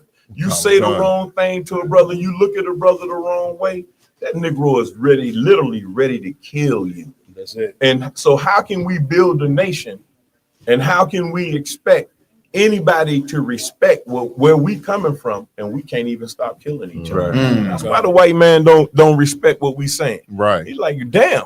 And that's where it's gonna start. When y'all can clean your own goddamn community up, then come to me and start talking your mess. Until then, guess what? We have to come in and clean up y'all mess for everything, and nobody can deny that. That's exactly how the white man look at it. He got to clean everything up for us. All right.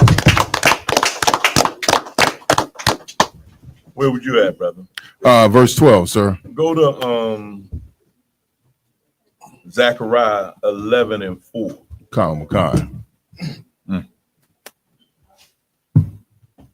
It's the book of Zechariah, chapter 11 and verse 4.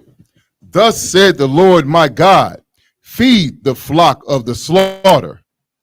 Verse 5. And that's what the Lord is saying, man. We got to feed the flock of the slaughter. And who's being slaughtered?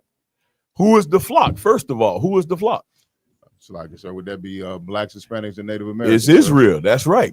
And the Lord is saying, go ahead, feed the flock of the slaughter. Read on. Khan. Verse 5, whose possessors slay them. Whose possessors slay them. And that's what's going on. Who are we possessed by? Who are we possessed by? So like I said, the so-called white man. The so-called white man. And they slaying us and they killing us, man. They killing us, the water.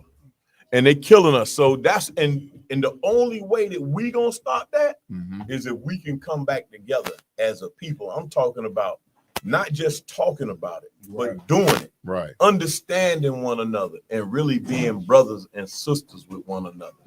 And then, you know what it also takes is for us to care about more than just your goddamn self. That's right. That's the bottom line. Damn right, sir.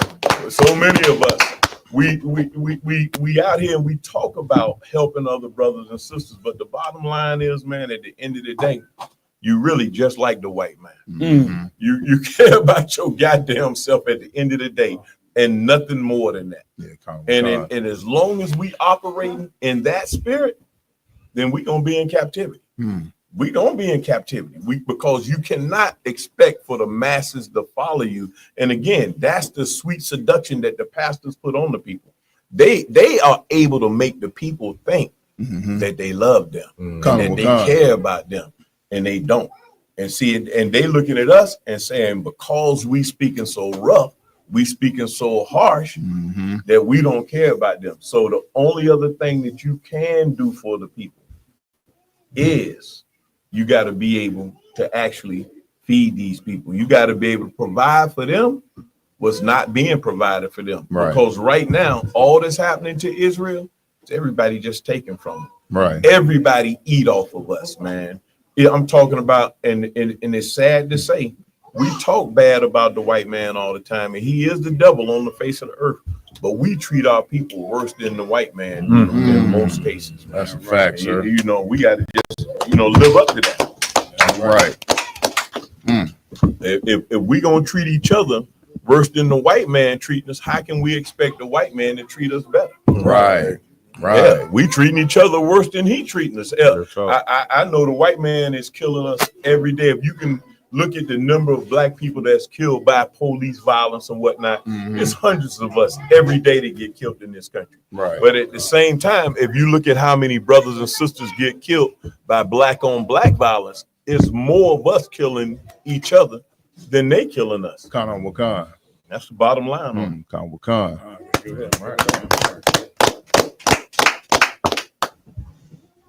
Let me continue, sir. Go ahead, brother. Khan, whose possessors slay them and hold themselves not guilty. And guess what? The people that's killing us, the so-called white man, they killing us and they not holding themselves guilty.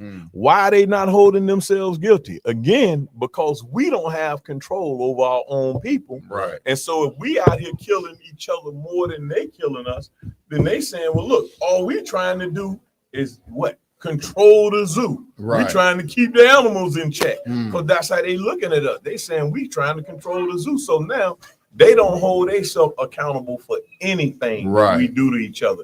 And the problem is we still going to the wrong people for help. We going to the wrong people for guidance. And that's why we are destroyed as a people. And until we can actually go and get the knowledge, wisdom, and understanding that we need, we're going to continue to be destroyed. It's damn near like, General, like we ain't learning for, like, people always say the Lord talking to them. You know what I'm saying? Well, the Lord is talking to us as a nation through these curses. You know what I'm saying? He talked to us 400 years ago when we got, get me right on this, when we got, our forefathers got on them slave ships. Right. That was the Most High talking to us. You see what I'm saying? That's right. The plantation, that was him talking to us. The white man putting crack in our neighborhoods, rushing us off to the prison system. That's the Lord talking to you. And what he trying to show you is that the God we praying to and the God that we serving every Sunday and the Muslim mosques that we running into, them guys don't hear our prayers, man. Right. You see what I'm saying? Our prayers is based off individualism. You see a cat become a millionaire, you know what I'm saying? That cat, because he got money, he think the Lord with him. but yet the community that he comes from is suffering every goddamn day. You know what I'm saying? it. Which is what religion produced, selfishness, man.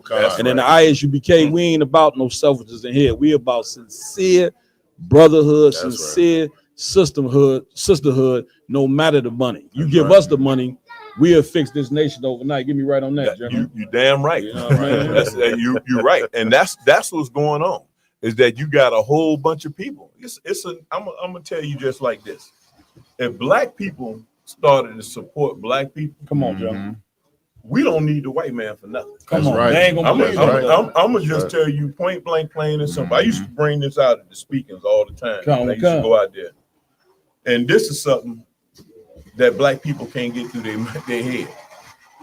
Right now, you know, there is a scripture where the Lord said that we like a crouching lion that's ready. We got our hands, we're getting ready to choke the white man out at any time. And guess what? We can do that at any time. I'm talking about it don't take one gun, it don't take zero violence to do it. Right. All we have to do is what the scriptures say. And that's the problem. The scriptures say, what did the scripture say? I believe it's Revelation 18:4. It says, come ye out of her, my people. And so now, because we not coming out of the white man's society, that's why we destroy it. Because it's this simple. If every black man, woman, and child Monday said, we're not going to work for the white man no more. If you're a trash collector, I'm not picking up trash. If you work in the hotels, I'm not making up any beds. Right. If you work in the restaurants, you say, I'm not going to cook no food. If you in the grocery stores, I'm not going to work. What would happen to America if we were just that unified, that every black man, woman, and child, Hispanic man, woman, and child, and Native American man, woman, and child said we're not going to work anymore on Monday? What would happen to this country? Yes, I'm talking about day one, they might say, okay, okay. But the third day, when the trash now done started to collect on the side of the road, when the beds ain't being made in the hotels, when the food is not being stocked up on the shelves in the grocery stores. See, what we don't realize, we control America. But guess what? It's a weakling that controls us.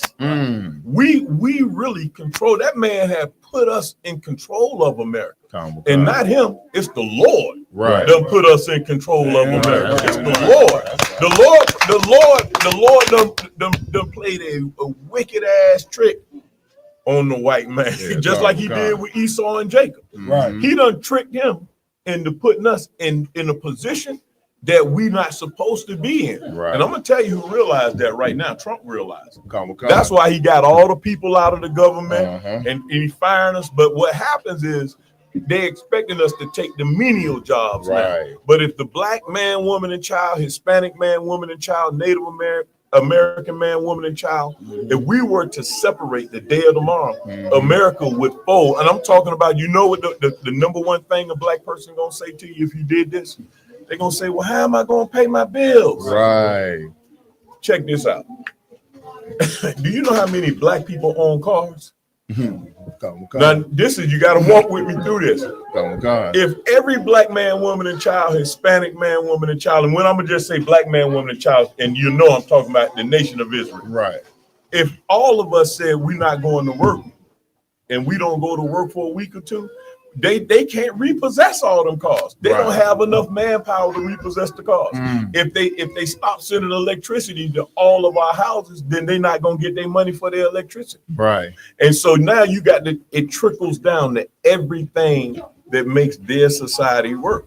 So they can't repossess all the cars. They can't evict all of us. They ain't got manpower to evict everybody. So if we was just in unity and say, you know what, nah, man, we just ain't taking this shit no more. And say, guess what?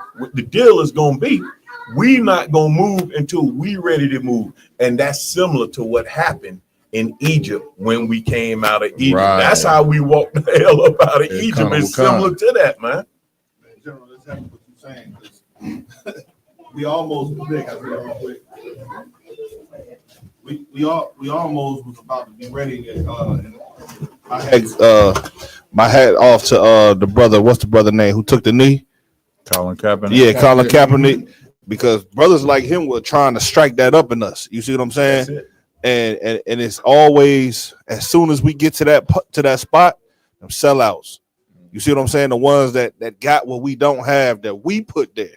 And it's always the argument about we have the power, which is what you're saying is so heavy because we do have the power and potential to make everything shut down. Even with like the cat Jay-Z, like when he got up there and did what he did, man, if black people didn't want Jay-Z to be where he at, he would never be there. They would remove him quick. But we don't think we could do that because of the history of some damn discography that he gave us or some type of music that he. Man, listen, I think that when it comes to black people and the power that we do have, I think we scared of it ourselves. You see what I'm saying? Because we scared of really what's about to be happening when you really got to get, because they done read the Bible. They seen we had to go through the wilderness for 40 years. We had to, wean ourselves out of Egypt all the way up to where we got, and it was a rough thing. And we don't want to not, be able to eat steak at Ruth Chris. We don't want to not go to Cooper's Hall. We don't want to not, have the things that we got. So we're afraid of that fight that we have to do. And I think with us being able to be here in the Israelite School UPK, that's the hope that the people need because we're doing it without the white man's help. Damn right. If I could, go ahead. What you're bringing out is so heavy because if anyone wants to doubt it, we just had an example of that earlier this year when Trump started all of these deportations and he's deporting our northern tribe brother, our Hispanic brothers. They had to realize, whoa, they stopped. You know what I mean? Because the migrant workers is what keeps this country going. So now it wasn't nobody out there to pick the fruits and the vegetables, cutting the lawns and in the kitchens, you deporting them out of everywhere. And Trump had to look because it started to affect their economy. It started to affect their daily lifestyle. And so he peeled back, even though the ICE is going crazy, he still had to peel back some of those deportations and basically say, if you're an essential worker, we're not going to deport you. That's it. You know what I mean? So like you said, sir, if we could just stand up for a minute and stand down from America, America will crumble down around us and they'll be quick to negotiate with us. That's it. Like what you just said is heavy, brother. What you and the Cap brought out is right on it. It's because that's all we have to do. And that comes back again to just following the scriptures. And that's all we have to do is unplug for 1 second and we good to go. I'm gonna hit you with one last thing and then I'm gonna go ahead and let the Cap have it back. Another thing that we are so deceived by is by money. We think like you got to ask yourself this right here. When it comes to money, is there really inflation? And so a lot of times I be thinking stuff like this. My thinking be, I love the truth, but I be thinking about what's happening in this world and what's happening around me. I had to take a look at this whole thing about America is at a deficit. And I want to know how many of you brothers ever thought about that. Is America really at a deficit? Right. Or is America really hurting for money when they can send billions and trillions of dollars everywhere else? And we sleeping under bridges and we struggling to survive every day. Right. So what I had to do, I had to say, well, I'm going to go in and I'm going to break this whole thing down. And I'm not going to be long-winded with it. But when I broke it down, I'm going to tell you what happened. What I started to understand was this. Money, they created money to put you in different socio-economic levels and statuses. Right. The more of this paper that you have, and really it ain't even the money, because if you got $1 million, try to go to the bank and say, I want $1 million cash out. There you go, call the police on your ass. You can't even go get it because it's just numbers now on the computer. Right. Because this phone, and so that you can understand, what was this phone? Where does this phone come from? I'm gonna see if y'all really thinking with me. Where does this phone come from? Where does it come from? Of course, a black inventor, but it's made all out of silicone. I'm saying what country you're in? Not the country. I'm going real deep on you real quick. Where does this phone come from? Where does this mic come from? Where does this table come from? Oh, so where does any of this stuff come from? The earth, sir. It comes from the earth. So now, when you understand that, and you got to look at this, America, and because of their technology, they can actually make a chicken ready to eat. It can hatch out the egg, and in a week later, that drink ready to eat. I'm talking about they can shoot him up with some of the cows and all of that. Yeah, so the real wealth ain't in the money that they have. The wealth is in the land. That's where the wealth is at. And guess what? That's why they don't. That's why they reneged on the 40 acres and a mule, the whole deal, because they realize that guess what? If you got the land, you can't control the people if they have the land. Right. Because now with the land, you can go do what? You can go and you don't have to depend on the white man for what you're gonna eat for nothing. Right. So money really don't even matter, but we don't realize that. And once we start to realize that, is that like America will never be broke. That's why they conquering all over the world and the wars that's going on. If you really going deep and looking at what's going on in the Ukraine, they want the goddamn minerals. The minerals that they dig out the ground is what they use to make the semiconductors and all of that for the phones, the cars and whatnot. So whoever controls the land is who are wealthy. And I'm gonna tell you, the white man be dropping this, but he always drop it and it go above a lot of our head. In the Game of Thrones, I know a lot of brothers was watching that movie. That's what that whole thing was about. Controlling the land and conquering lands, because the more land you have, the more wealth you have. And that's what we don't have. We don't control any of the land, so we don't control any of the wealth.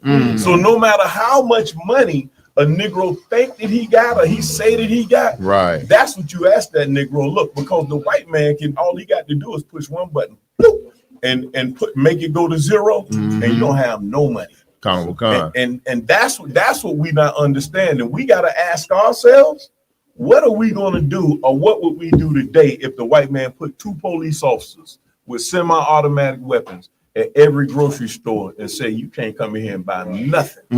You say you can't buy no more food, but you can go up to the Harris plantation down there. They got food for you if you go eat. What you gonna do?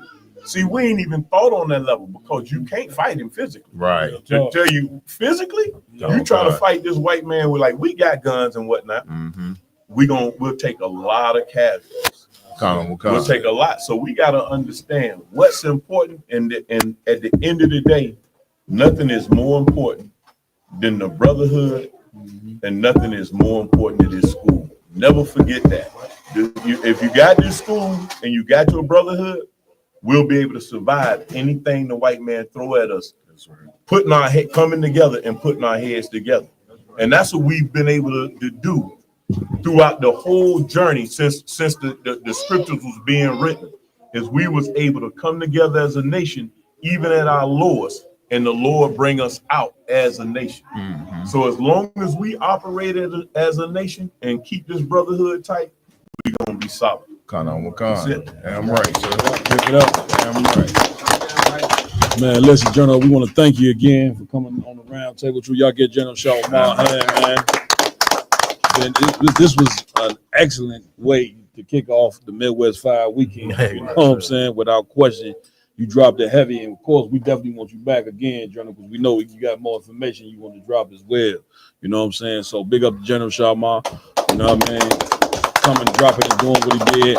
Also want to say big up to Captain Tazar Yacht. You understand? Rocking it out with us. My hosts, man, they here in attendance as well, doing what they do every week. Give it up for Officer Lamar Yala.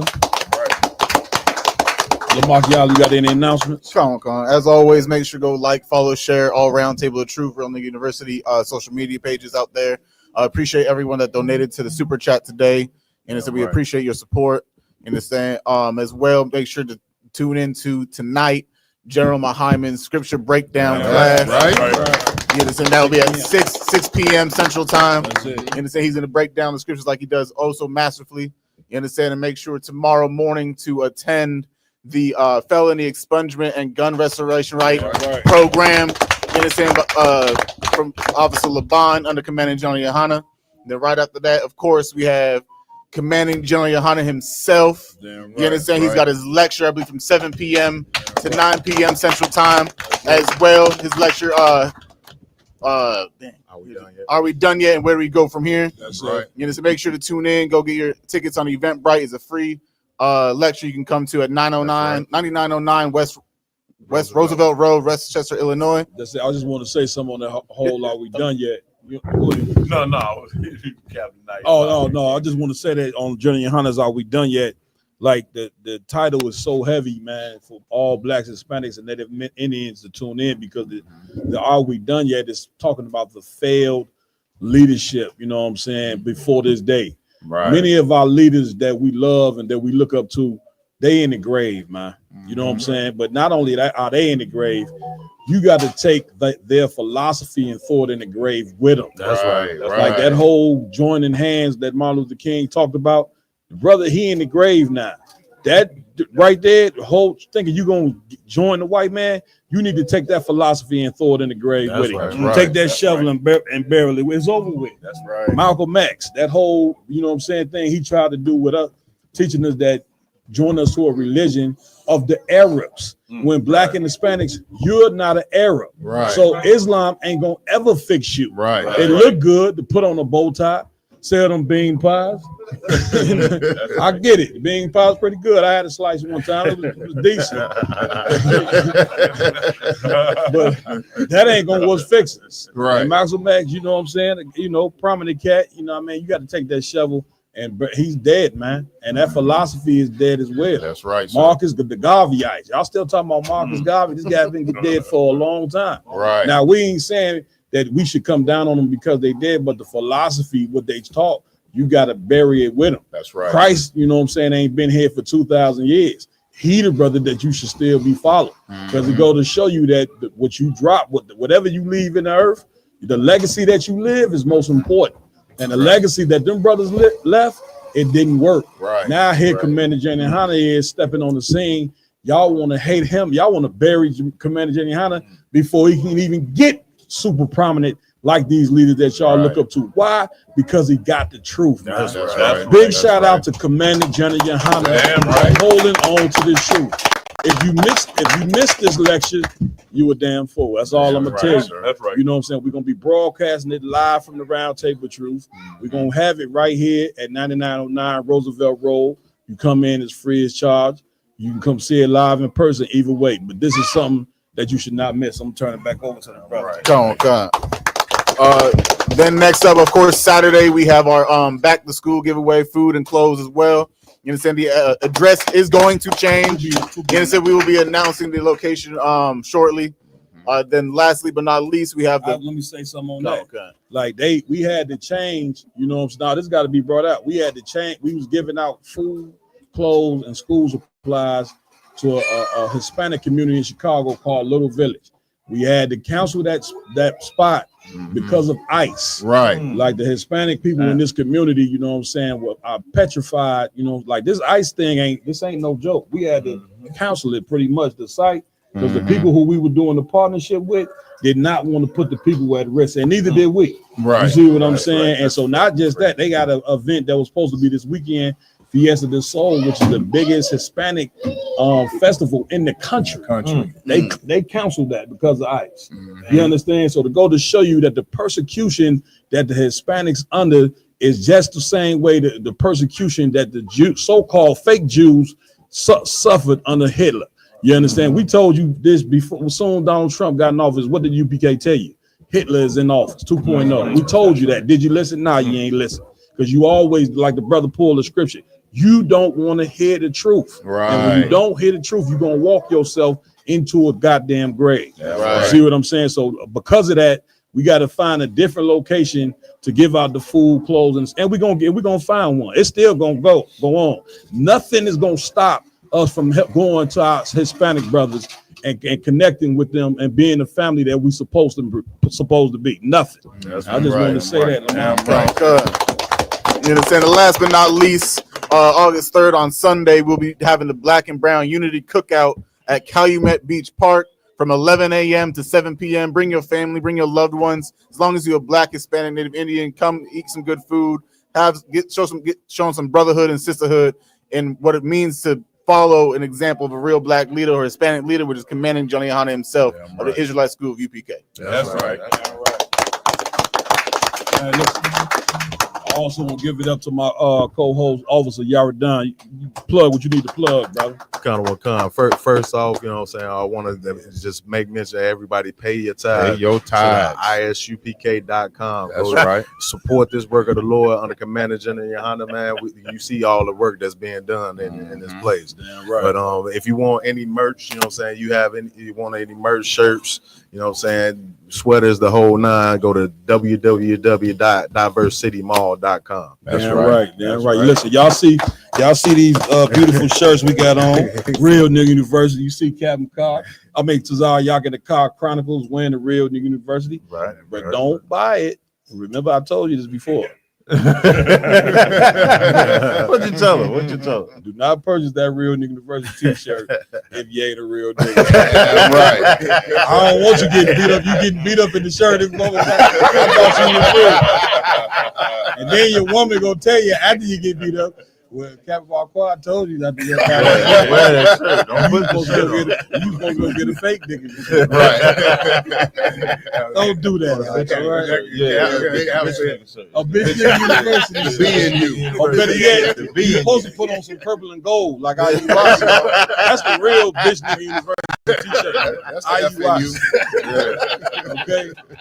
Man, listen, man. So you done, y'all done big up, man. Go cop that t-shirt. He got all type of stuff. Go online and support this brother, man. Right. Also, I want to give it up to my co-host, Officer Iwalum. Anything you need to plug, Iwalum? Yeah, come sir, if I could. If everybody could tune in next Thursday to Roundtable of Truth, myself and Officer Karyash will be doing a segment, the War Report, where we give you your World War III updates. So make sure you tune in to that. That's it. Right. That's it. Also, Officer Maya, anything?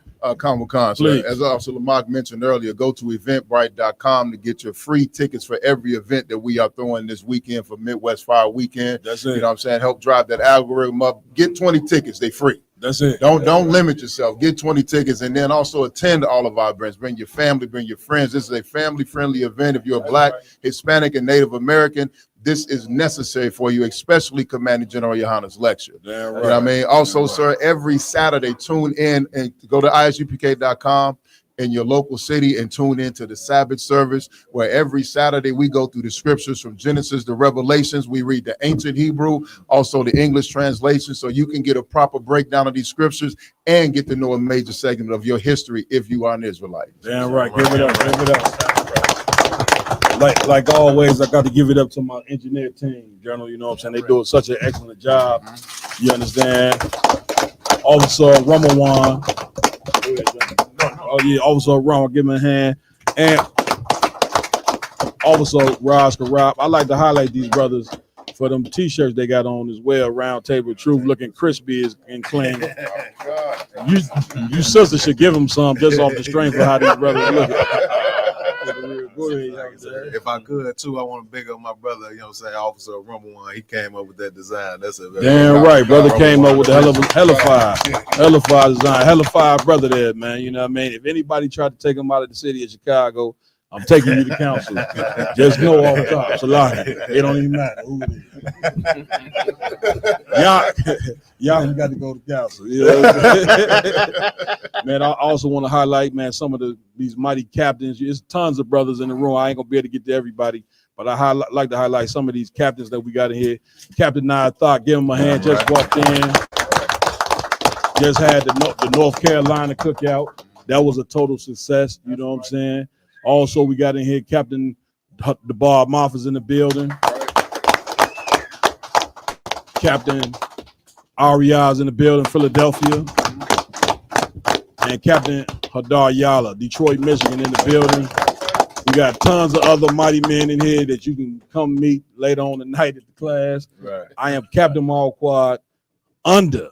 I love saying that, man. A lot of y'all don't like to pay homage, you know what I'm saying, to the cats that you serve. Not me. Right. I am Captain Marquardt, better known as the Midwest monster of goddamn mayhem. Damn right. Damn right. Play no game with these niggas. Okay. Put some respect on that name. Under Commander Jenny Hunter, man, we out. We see you next week, Friday night, 8 p.m. Roundtable Truth. That's right. Shalom.